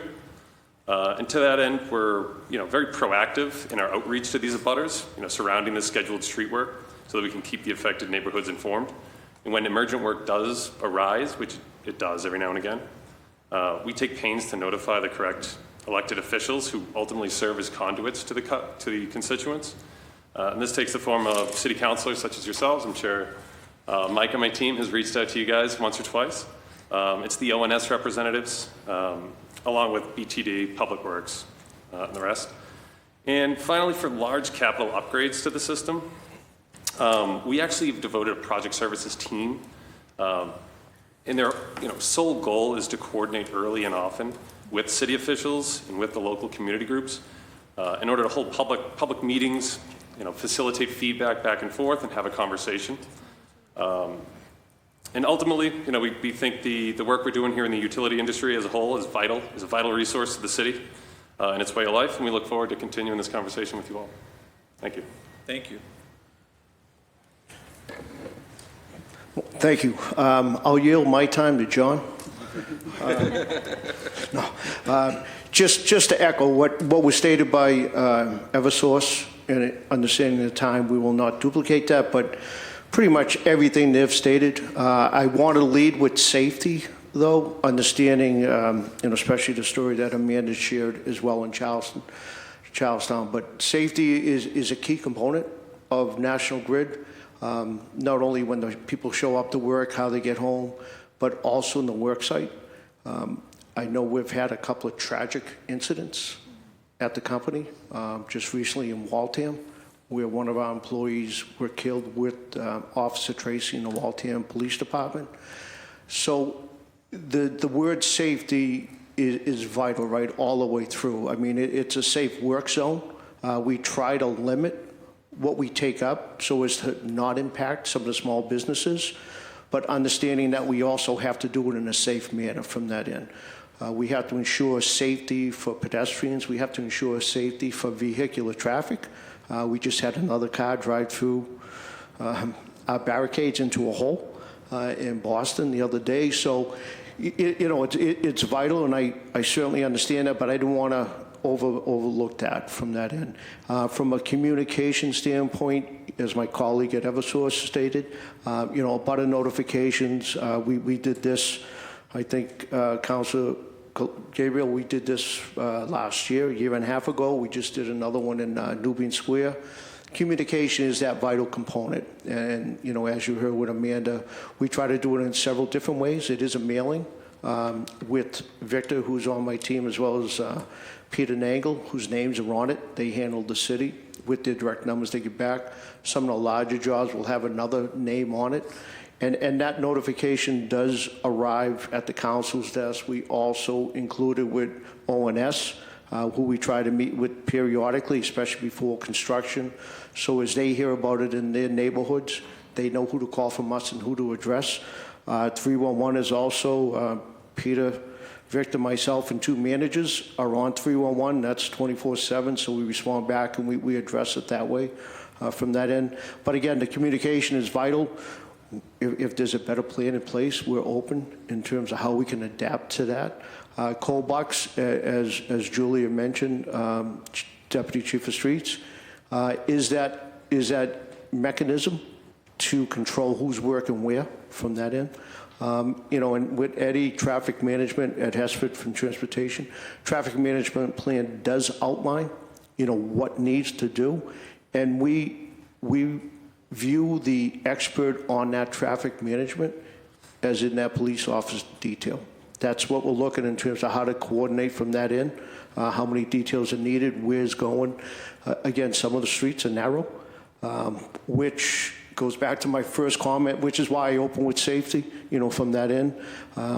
And our employees also work here. We have to ensure that they're doing right by the way they operate, the way they carry themselves within that work zone, day in and day out, how they start it, how they end it, what the permit time is, and if there was anything that were to occur, creating in a much larger one, we have that electronic technology with DPW as well to notify them. Norman Parks is one that whenever we call, whether it's a weekend, night, it's key to let them know, so it goes on from there. So I appreciate my time. I'll yield to Artie. Thanks, Joe, and thanks for having us here this afternoon.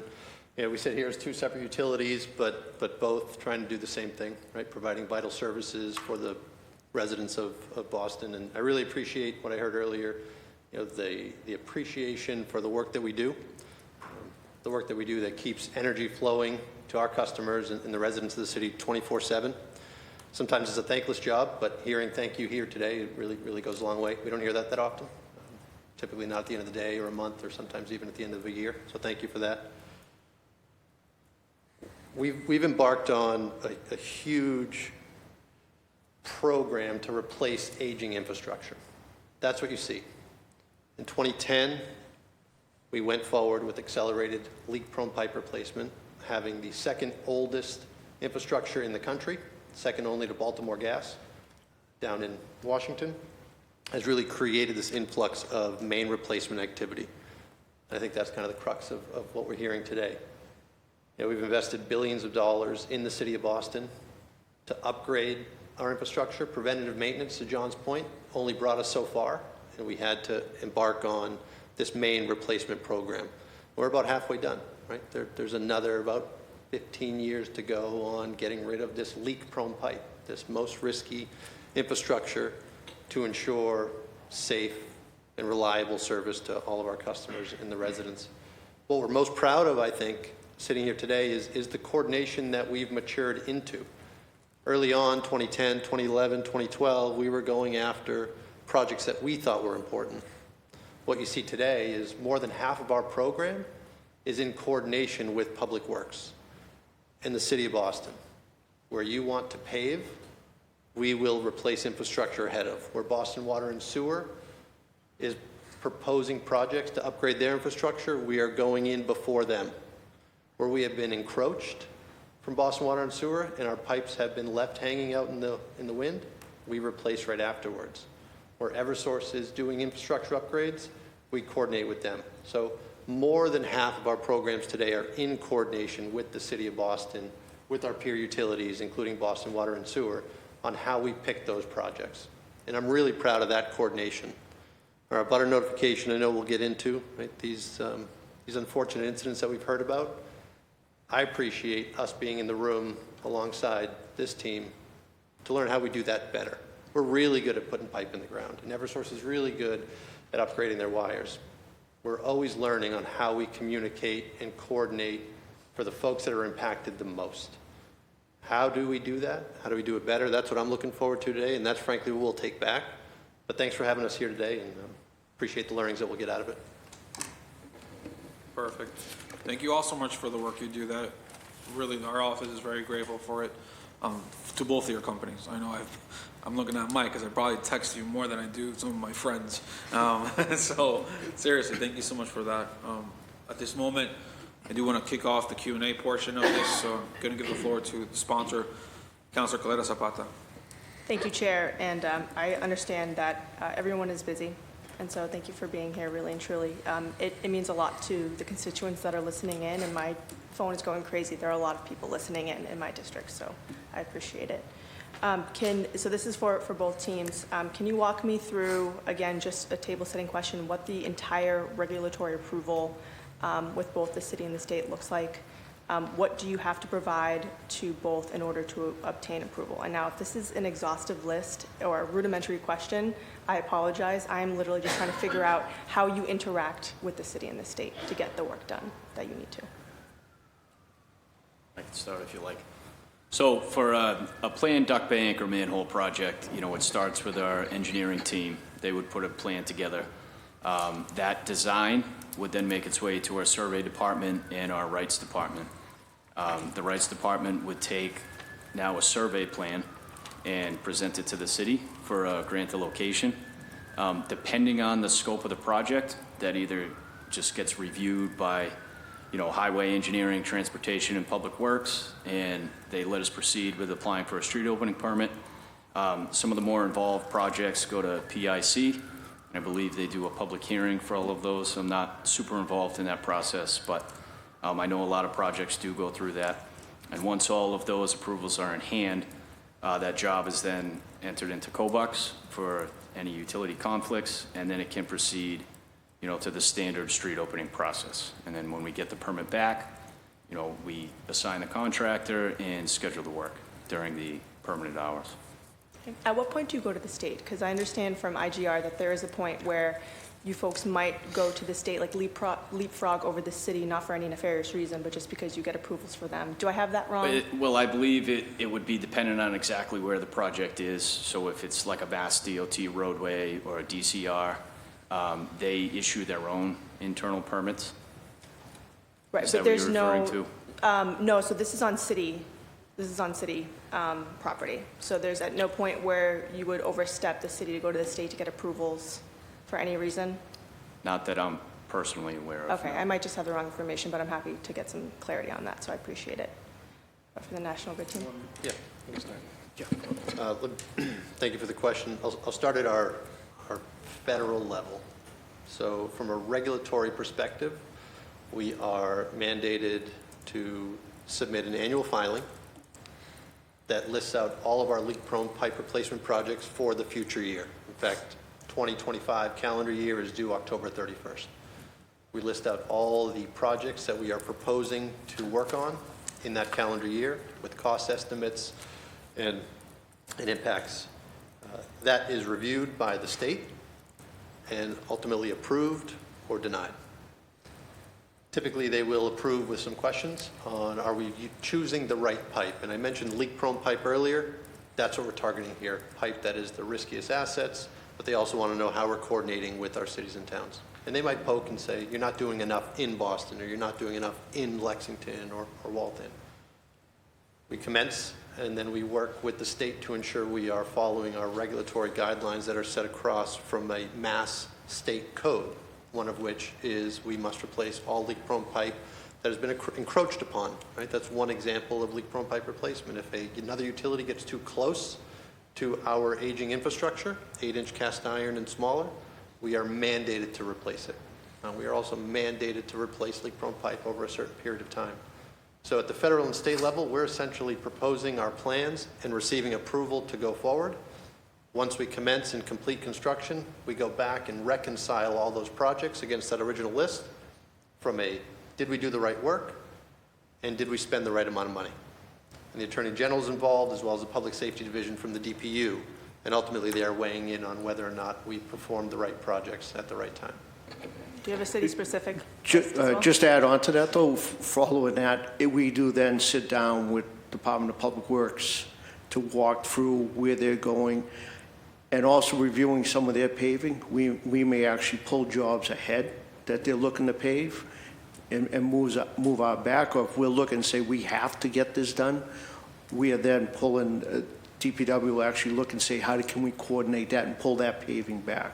So just so you don't think any trumping over, we go from that, because we are regulated, we are mandated, we have to do. We take that and then work through in coordination with the city and with water and sewer, as mentioned earlier, especially water and sewer with their work that they're doing. We actually have a monthly meeting to ensure where they're going, our pipe is, and to Artie's point on the encroachment law for cast iron, if it's a good pipe but they come across it, we have to move it. If we can work with them in terms of how they adjust where they are in the street, we may not have to do it. So from that, but I just want to clarify it. Thank you. I appreciate that. I find this all fascinating, and I'm very process-oriented, so thank you for walking me through this. I thank you for my colleagues' patience. One more question, because my time is almost done, and then I do have more, but for both, I think if you could quickly summarize, who is responsible for going out afterwards to double-check that there are no leftover tools, cones, and trucks? I had a truck, I'm not going to name from who, I had a truck in front of my house for 3 weeks that took up parking spaces. So who is in charge of that on your team? And then I'll save that for next round, if you want to just elaborate on that. Yeah. Yeah. Okay.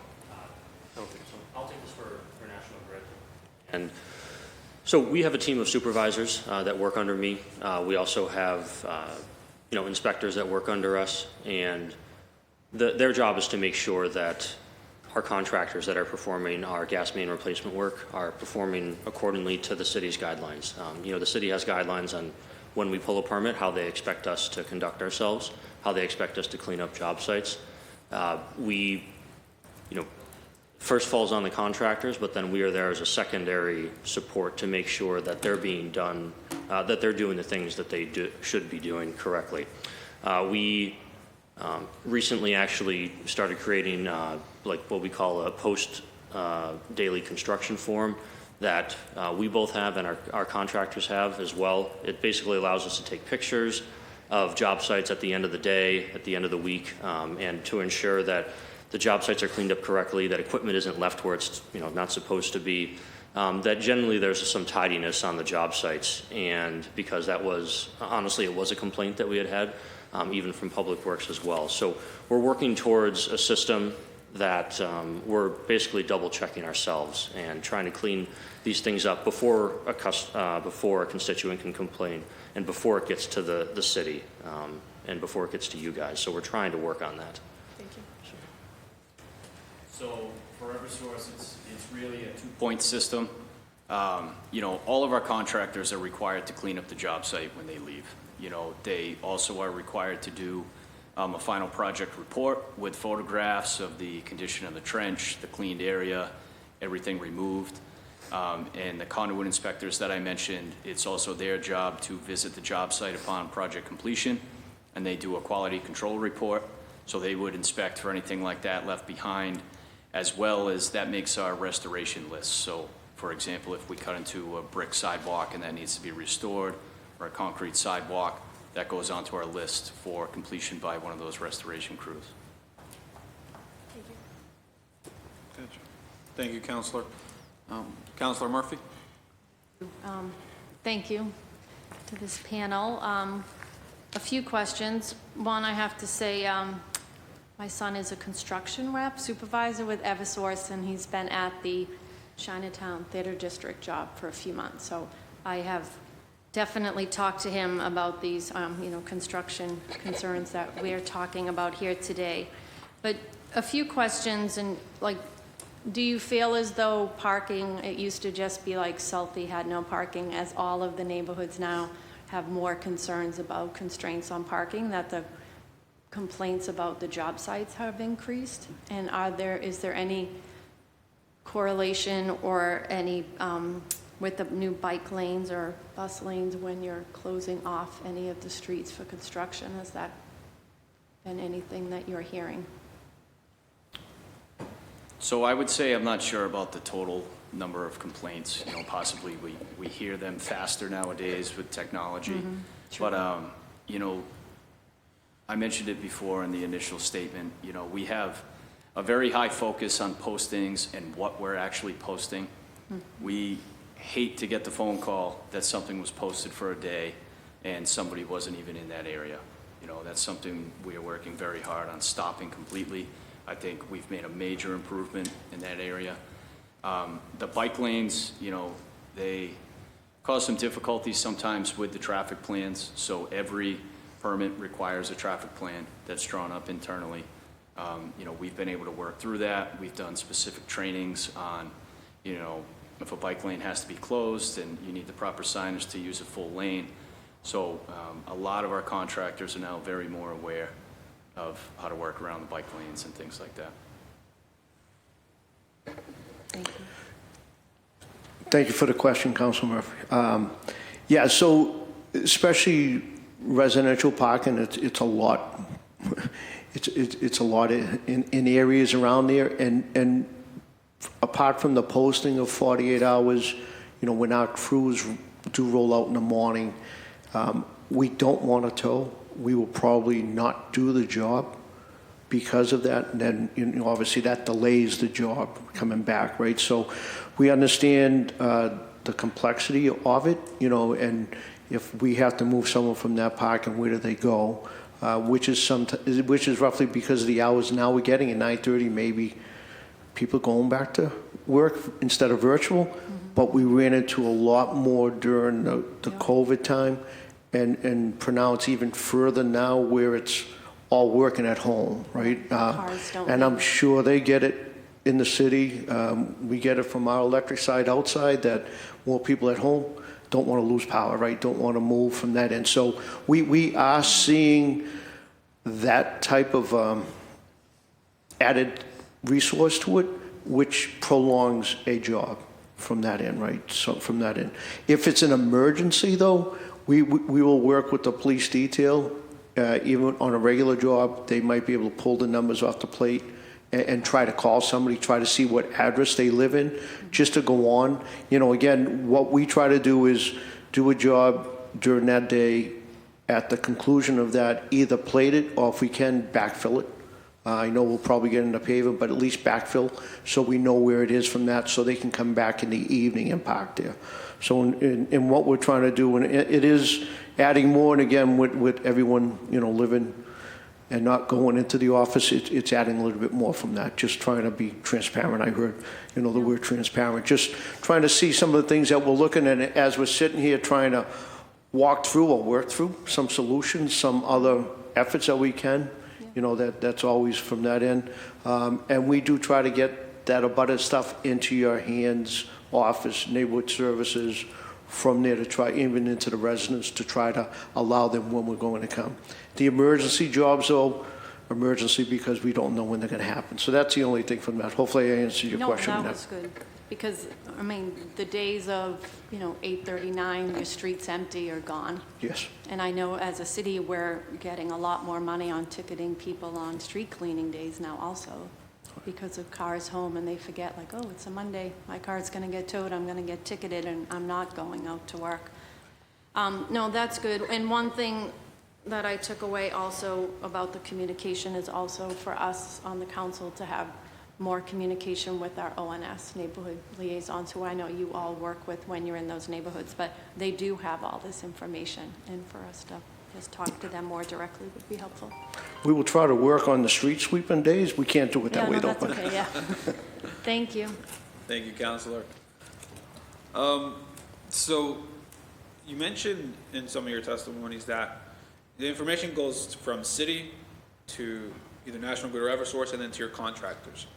When it comes to process and protocol and leaving a job site well, in good conditions, what's the communication like between your companies and your subcontractors? What's that process like? How are they aware of what they're supposed to do, and what are their city guidelines? Yeah, so for us, I'll let Adi internal and Ryan external, how to work it from that, and that conversation occurs within our own internal union workforce and the crews that are out there, as well as the contractor from that end. I know Ryan mentioned that checklist from that, so, we can expand upon that, at least to provide you that type of situation going on. But we'll relay, you have all our numbers. If you hear that, just, we'll take care of it right away. But, so if you want to enter it. Yeah, so the team I directly oversee is a little different than Ryan's. Ryan's overseeing the contractors that you mentioned, although we do consider them a full extension of our own employees. And I think you're going to hear that from Ryan. So we all follow the same policies, same procedures, same processes. That's what we train in. No difference between in-house and contractor training when it comes to those policies and procedures. We're all regulated under the same group. We have guidelines around street restoration, right? We follow 9822. As far as restoration, the city of Boston is a little bit different through the permit structure and the permanent restoration. But everybody sees the same process, feels the same process, and has oversight at the same level for what we're expecting through notifications, through active construction, cleanup at the end of the day, and when a project is over, especially in the city of Boston, what our restoration requirements are and what we're expecting to pass over to the city of Boston. So from an internal and external perspective, very similar. Ryan can talk a little bit more about the longer trench work. So I can talk more about the longer trench work. Good. All right. Yeah, so I deal mostly with the contractors. As already said, we have the same rules and regulations as our internal crews. We hold them to the same standards. Our projects are the longer projects that are probably drawing more of the complaints. It's not a day or two project. We could be out there for months, sometimes even years if it's a very large project. In terms of restoration, we have requirements for the city. We do when we apply for a street opening permit, we pay for restoration fees. So we don't consider our patch completely permanent, right? At the end of our project, we do what we call a permanent patch, but it's really temporary, and the city will take it over within 3 years after that, and then they own it. Until that point, we are supposed to maintain it. So if there is a depression due to a sinkhole or a customer calls to complain that some of the asphalt is lifted or anything like that, up until those 3 years, we are, or until the city decides to pave it, we are responsible for it. We do have a full restoration department now that was stood up a couple of years ago. They have a few crews working within the city, not only doing paving, but sidewalk and brickwork as well. So we've realized that restoration is really what the customers are seeing after our project, right? We for a long time, we always focused on the gas work, and that's what we're really good at. But we needed, at the end of the day, it's really what people see in their streets when we leave. And so we stood up that restoration organization. We're putting a lot more focus on it. We're abiding by what the city is requiring of us. I know that when restoration work does happen, we have to notify the city. They have their inspectors to come out to make sure that, for example, like a sidewalk is going to be handicap compliant, and other things like that. There's supposed to be, certain requirements for that. So we need to follow all those. Thank you. So for Eversource, it's very, very similar. We have our conduit inspector and field supervisor oversight on all of these crews. As far as the restoration and paving, When we have an opportunity to pave the same day instead of leaving plates, that's the goal. Most of our contractors are capable of doing that. So, if we could give things like parking spots back at the end of the day, we absolutely will. We'll clean up the area. We try and limit anything that's actually left in the street if a machine or something has to stay. And then the project completion is the quality control and the field reports we discussed. Thank you for that. And I think that it was Eversource that mentioned that you guys developed your project management teams. Is that correct? Yeah, so for larger capital infrastructure projects, so think like substation. Yeah. We have a devoted team specifically to interacting with the community itself, because we realize we're going to be there longer, we're going to be a little bit more invasive, it's going to be, a little bit more unpleasant.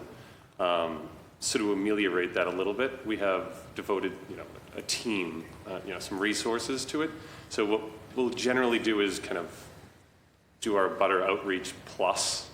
So it will actually be, it'll take the form of working with, ONS or a city councilor in that particular area to have meetings to understand how to speak to this, particular community, what languages are spoken in this particular community. So that when we actually hold an open house, just to explain, hey, we're Eversource, this is what we're doing, this is the plan, this is how long it'll take. We'll even include translation services in many cases. And when the work actually does commence, it's far more transparent along the route as it, whether we're laying cable or if it's just a substation itself. We're very proactive in letting the abutters know, both with knocking on doors, putting hangers up, or even having, a website with that you can sign up for email updates. Yeah. So I think Councilor Coletta might have gotten one of those emails recently. Yeah, and the reason why I bring it up is because there is a proposed BSS system in my district behind Stop and Shop off Cummins Highway, and your team has been very proactive in being at every single one of the Mount Hope Canterbury meetings, just consistently talking to the residents about that. And I was wondering, do you guys proactively did that? This isn't something that the city asked for. I like to see a lot of companies do that for bigger projects, just because it is very helpful for not only myself, but the residents to fully become engaged with what's coming and how it's going to impact their neighborhood, especially with bigger scope projects. Yeah, and I think, it was, we've got the scars, I think, from previous attempts at large projects that taught us this lesson. What we realize is that, we live and work in these communities. We're committed to putting a piece of infrastructure that's going to be there for a long time, decades long. And what we've realized is the whole system and process just works far more smoothly if you're a good neighbor about it, if you're very transparent, you're very, you're honest about what you're actually doing. You go out early. We have to play the game. We're still feeling it out, to be honest, about like how much and how early to go out, because we also don't want to go in front of a community and seem like we don't know what we're talking about. We really are kind of building the plane while we're flying it. So it requires a little grace every now and again, but the plan going forward and, from what we've learned in our recent past is that sharing more and sharing earlier is better than the flip side of it. Okay. My last question to, I guess, both companies is, I forget who mentioned it, that majority of the work is planned work. What is unplanned work? I have a feeling it's emergency work, but can you just give it, this is more for the audience, like what is unplanned work, what is emergency? What's your allotted time to work on this? How different is it to planned work? I just want to create a sense of understanding for everyone that's also watching. Sure, I believe that was me that mentioned that. So, emergency work can be a variety of things. It can be faulted secondary service where there's one unit out of power. It could be, a contractor had hit a primary duct bank, they hit a service. It could be anything along those lines. Just a circuit outage where there's not enough capacity in that duct bank to get some new cable to support that load in place could be an emergency. Or a cable fault puts us on one line. Critical buildings, we call it an off schedule. We need that redundancy for those critical buildings. So to us that's an emergency. Or you could have simple things. It could be collapsed casting, that dropped into the pavement, and now it's a hazard. All of those things to us qualify as emergency work. Thank you. And just to probably take that electric scenario and throw it into the gas side. Third party, if someone were to hit a gas line down there, it requires that immediate response, right? A gas leak, again, immediate response. We actually have meetings, as well as Eversource does it, with police and fire. And we go through different drills with them, but also within that contingent is inspection services as well. And it's one such example could be if they come across and the facade is falling off a building and there's a concern with infrastructure in there. How do you go in? You probably can't get in to shut the gas meter off for the service. We would have to do some excavation in the street. But again, if that facade, do we have to go back further, right? So from that type of thing, from a fire that's going on, we always will respond to that under the direction, incident command, under the direction of that chief or captain or deputy chief who's ever running the job. If they want us to isolate that gas service, we would do it then. So that's, from an emergency unplanned work, that's where it is. That's why we're staffed 24/7, 7 days a week from that end. And that's just a small sample. I don't know if I missed anything. No, I'll second the castings or the patch depressions. We take those really seriously. We react to those very quickly. The last thing we want is a blown tire or somebody really getting hurt. So we consider those tier 1 emergencies as well. We'll go out, we'll own it, we'll repair it, and everything else that Joe mentioned. 24/7 operation. And just to go on that, from a communication coordination, Sean, over at Public Works, we get that monthly, if not bi-weekly, in terms of casting or when their road is getting paid. Actually, the gate box is vital to our operation. And we've actually made strides with the folks that are doing the gate boxes. Those contractors can actually put the gate boxes in the covers. So, trying to coordinate that, but when they come across those castings, that's when we go out, as Artie mentioned. We utilize that as well, because as I started it's safety, right? Safety working, safety pedestrian, safety vehicular, safety operations. So we view that. Thank you all so much for that. That's it for me in regards to Q&A. Councilor Coletta? I have more questions. Yes. I just want to say how important it is to consider hiring campaign staff on outreach teams, because what John was mentioning, I don't know if you've ever been on a campaign, John, but it seems like you have, and or your team. Door knocking, door hangers, flyers, multiple languages, translation services, town halls, all of that. Like, that is what I'm trying to replicate. But I know it does take a significant amount of staff time and capacity. So I'm curious to know how many people work within this team. I don't think we got to a number.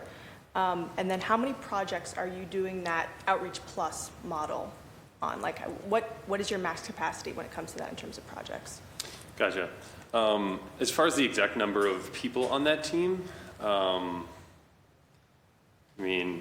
it's spread out across, our service territory is across 3 states. But within Massachusetts and specifically Boston, we're talking about a team of maybe, 5 to 10 people that are focused on kind of coordinating. And it's a rough estimate off the top of my head. And I apologize, what was the second piece of that question? So you were talking about an Outreach Plus model. Oh, yes. How many projects can you do that for at any given time, given your staff capacity? Right now, we actually have a website. You can actually look it up. Eversource is, if you Google Eversource major projects, Massachusetts, you'll see a list of them. That's a good list to start with, just to say that those are the ones that we're outwardly definitely applying this model to. There's probably, depending on where it is, in Boston, I think there's probably four of them, maybe 5 of them right now. But that can be rolled out to other projects as well. So sometimes there is sort of this outreach plus, but we're just not putting it on our website as this is a major project. But a rough rule of thumb is that just they're the larger projects that we're doing, whether it's a gigantic, reconductoring project, building a substation, replacing transmission lines. Generally, those larger types of projects call for that, lighter touch, white glove treatment, I guess. Thank you. If I may just add to that, John, so I have noticed what he is explaining here has trickled down, not just from the transmission and substation world, that's gone down into the distribution world that my crews operate in. So a lot of the larger manhole and duct bank systems we're putting in, we are now doing that extra outreach. It's going on websites. There's flyers going out with email boxes and phone boxes and things like that for people with questions. Thank you so much. I did have one more question for National Grid. So you all had talked about, sorry, I'm just looking at my notes, mailings with Victor and Peter's number, and thank you, Victor and Peter, for being so responsive. I really appreciate it. Do you also have an email or text notification system? Like, can residents go on your website and look up what is happening on their street at any given time? Like, what does that look like? Not job specific, because it moves around different areas, but the notification that we send out, we also do, whether it's local neighborhood association meetings to go through. That's us along with Ryan and his group from the Feeney Brothers to work through it. And we try to phase in where it's going on the larger jobs. The smaller jobs are probably 1 or 2 day jobs. So by the time we put it into the system, it's probably already completed. What about for some of the longer, I don't mean to cut you off, but for the longer projects? So on Trenton Street in East Boston, Massachusetts, that was like 2 years. Right. So what was the outreach for that? So for those, for those special projects, longer projects, what we do with Just wait. we have that conversation with the field, whether it's identified by us, we already know this is coming and we know it's a sensitive area, or the field will come to us and say, hey, I think this is an opportunity for Joe's team to put together an outreach plan specific to that project and to that neighborhood. That's how we address those one-off special projects. Did that happen for the Eagle Hill project in East Boston? So I wasn't here personally for that. He's deflecting it to me. Yes, so John, so prior to Victor was with me, he left, came back home. I was thrown out. So we have the individual, whether it's Peter in doing some Blue Hill Ave areas or the gentleman before Victor, it was going to the business areas or in and around, knocking on doors from that, outlining where the work was going to go. But not residential? Not residential, just business? Oh, no, it would go around, because again, what we're looking at is specific locations that we have to work. Some of that was deemed from an encroachment aspect, so we have to follow within smaller zones that we're working in. So we'd be notifying on that. The thing we don't do, we try not to do, if you hear us doing it, please let us know. We're not going to post the entire street to mess up parking. We've condensed it to where it's going to be that week, where you're going from that in. The difficult stuff in terms of at least us, when we replaced that main, as Adi mentioned and Ryan did, we still have an existing main that still has gas services, still feeding residents and small businesses itself. So we have to put the new line in, and then we test that line, and then we have to transfer the old services over from the old pipe to the new pipe. All of that work is also coordinated with those residents and or businesses, because we have to coordinate when we shut the gas off, put the new service in, reconnect the meter, and relight all the appliances. So it's like a 2-stage from that in, and I understand where John's going with the substation and where it's going to go. We had a gas main replacement down the Cape that would take several years. We created the website. We started going to progress on that one. It's just trying to time it out where it is to make sure. I know some of the project was delayed when the tunnel closed. It stopped any work, so that prolonged it again from that. So I know I'm maybe not answering the question specifically in terms of a website, but we don't have it for every job. Okay, so I mean, is it safe to say that there's not, because I'm happy for the Cape, I'm happy for those residents, but for East Boston, environmental justice community, where we feel the significant burdens every day. We breathe ultrafine particulates, right? We have the Sunwood Tunnel closure, everything, bridge closures. I think that they deserve the same sort of outreach as Cape Cod residents. And I'm not saying that you're saying that, but I just think moving forward, just please consider that through an equity perspective, that we deserve adequate notice. No, and again, that's something that, as I was listening earlier, going through, and I know they're looking at the Colbuck system and bringing it up. I know Mark Cottarelli, who created it, it's a great program. It policed what we were doing and who could do it, so nobody was just jumping in. And that's being advanced a little bit further. But as we were listening, and Amanda and I didn't get the other individual's name from Charlestown, it's like, how do we create something so it provides that information timely? Because the last thing we want to do is put it on the website and we're already gone by their area. Then it doesn't really serve the purpose. So we're trying to figure out, at least I was sitting there, how do we coordinate or adapt to that type of thing where the information is valid within a certain window, right, from that end, and how to go forward. So, I mean, that's part of, I think, learned some things last year when you held a similar meeting, you know, trying to figure out what is that next step for us. Yeah. You know, and if we can do it, technology, IT, it's beautiful, as long as they keep the power on. But no, if we can do it from that end, you know, we're trying to work to see what we can do. At least we're sitting there. And I'd be happy to sit with you if you have some great ideas. Thank you. You know, I do. and how to kind of coordinate that to make sure it's doable from that end. appreciate it. Because we've done it in a small stage. As I said, I probably might sit down with my colleague because I know they do a fabulous job at Andrew Station as well. They're doing a lot of work there. We're on that email. I'm actually trying to duplicate some of the stuff that they do from that end. Let's be clear, the city also needs to do some work, right? I hope you all heard that too. And Yes. I wish that they were here to listen into some of the stuff that you all are doing. In instances, public agencies need to look to the private sector to figure out where to move, how to be more creative, how to be efficient. Like, we're learning from each other in this conversation. So I know you wanted to say something. I just wanted to further add to what Joe was saying and give you a real-life example of what we're doing for a project in your neighborhood on Geneva Street. We are scheduled to go to construction somewhere in next April, next May, to replace a regulator station.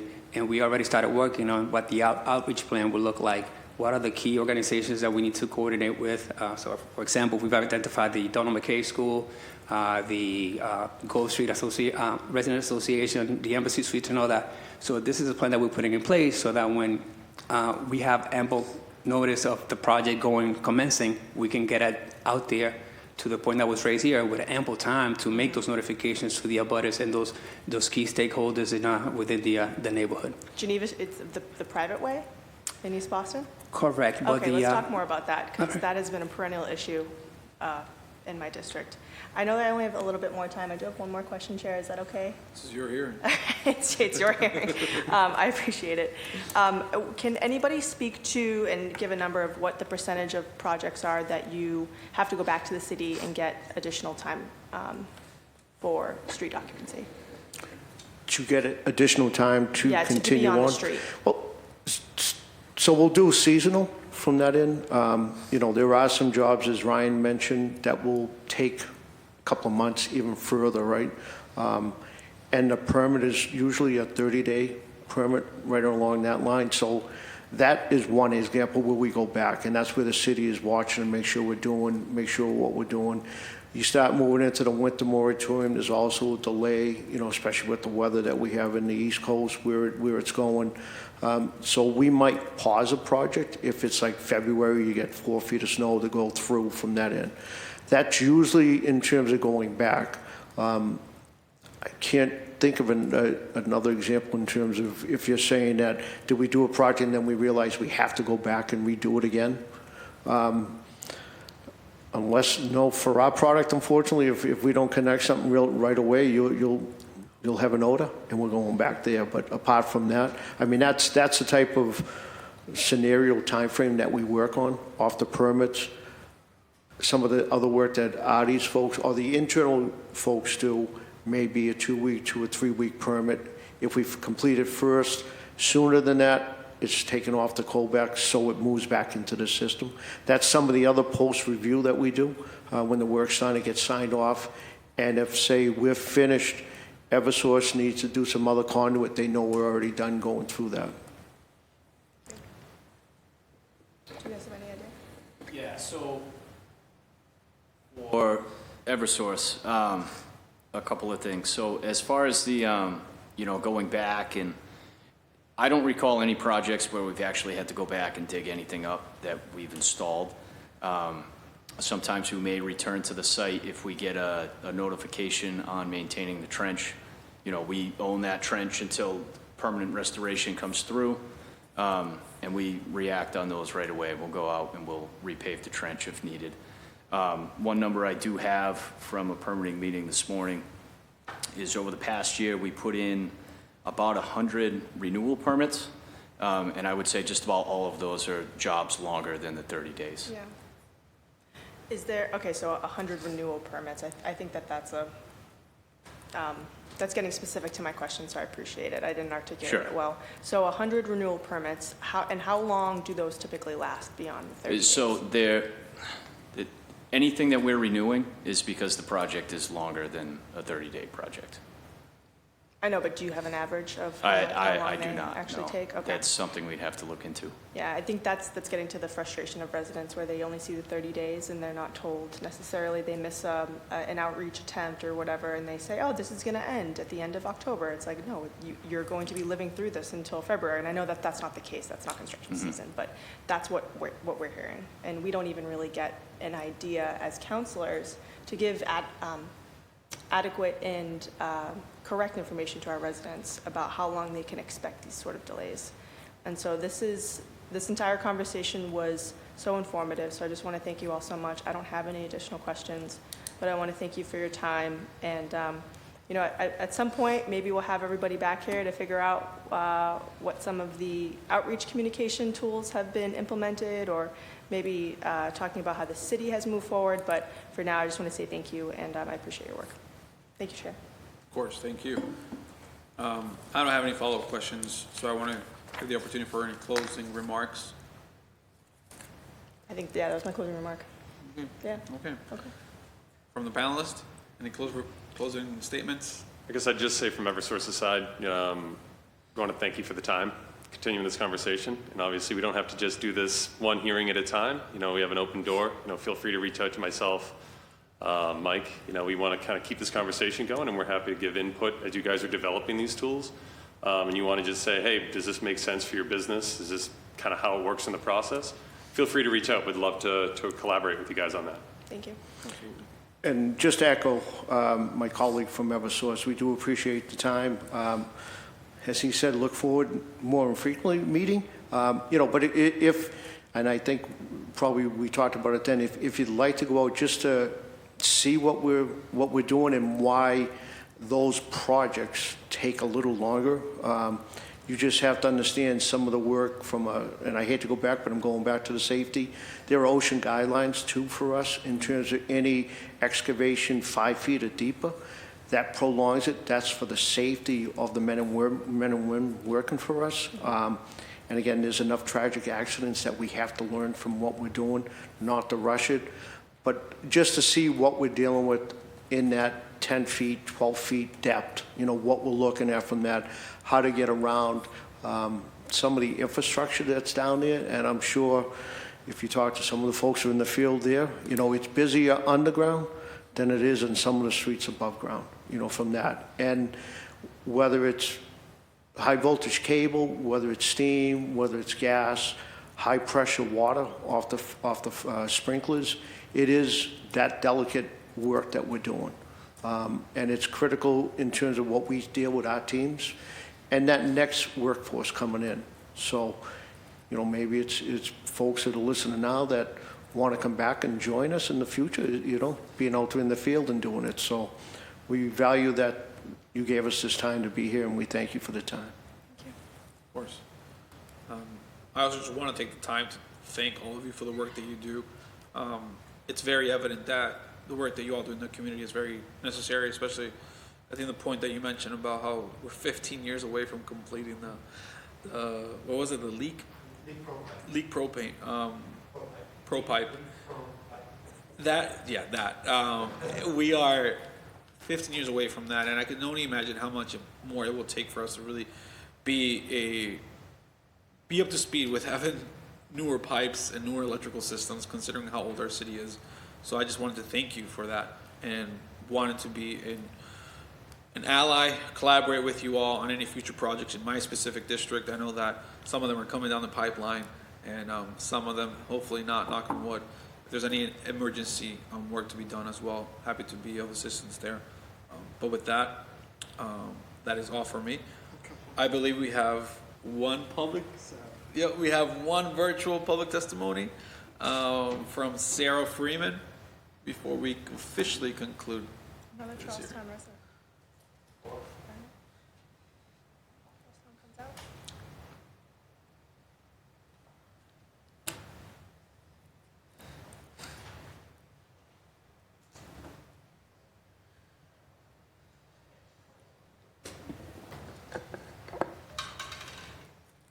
Hey Sarah, can you hear us?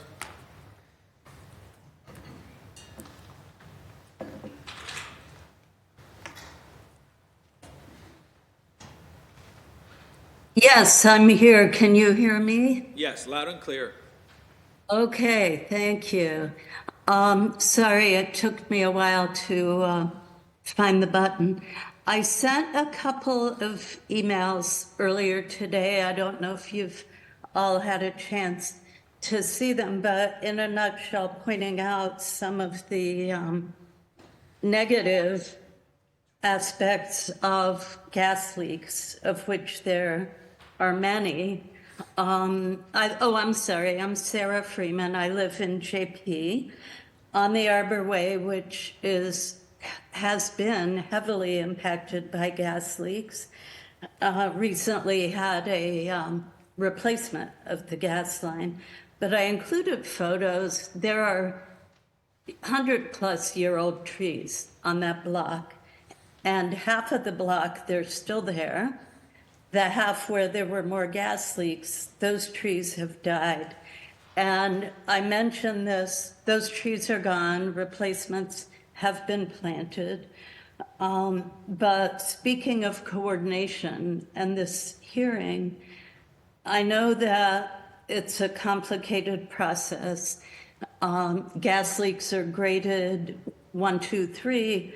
Some of the outdoor ones, they seem to be no rush in replacing them.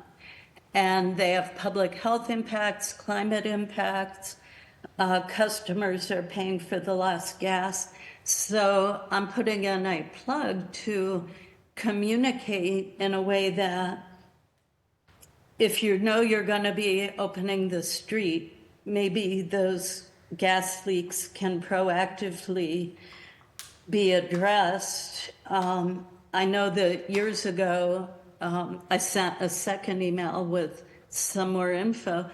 There are decades-old leaks, and it's just a problem as we're in a climate crisis. We want to hold on to our tree canopy, and we don't want to waste gas and waste money. So I hope you'll add that into your protocol. And the first panel was talking about a map. I think the city still has the urban mechanics, new urban mechanics. It shouldn't be out of the realm of possibility to create something like that. So I hope we'll do this and do it well. Thank you. Thank you, Sarah. One more? One more? Well attended hearing.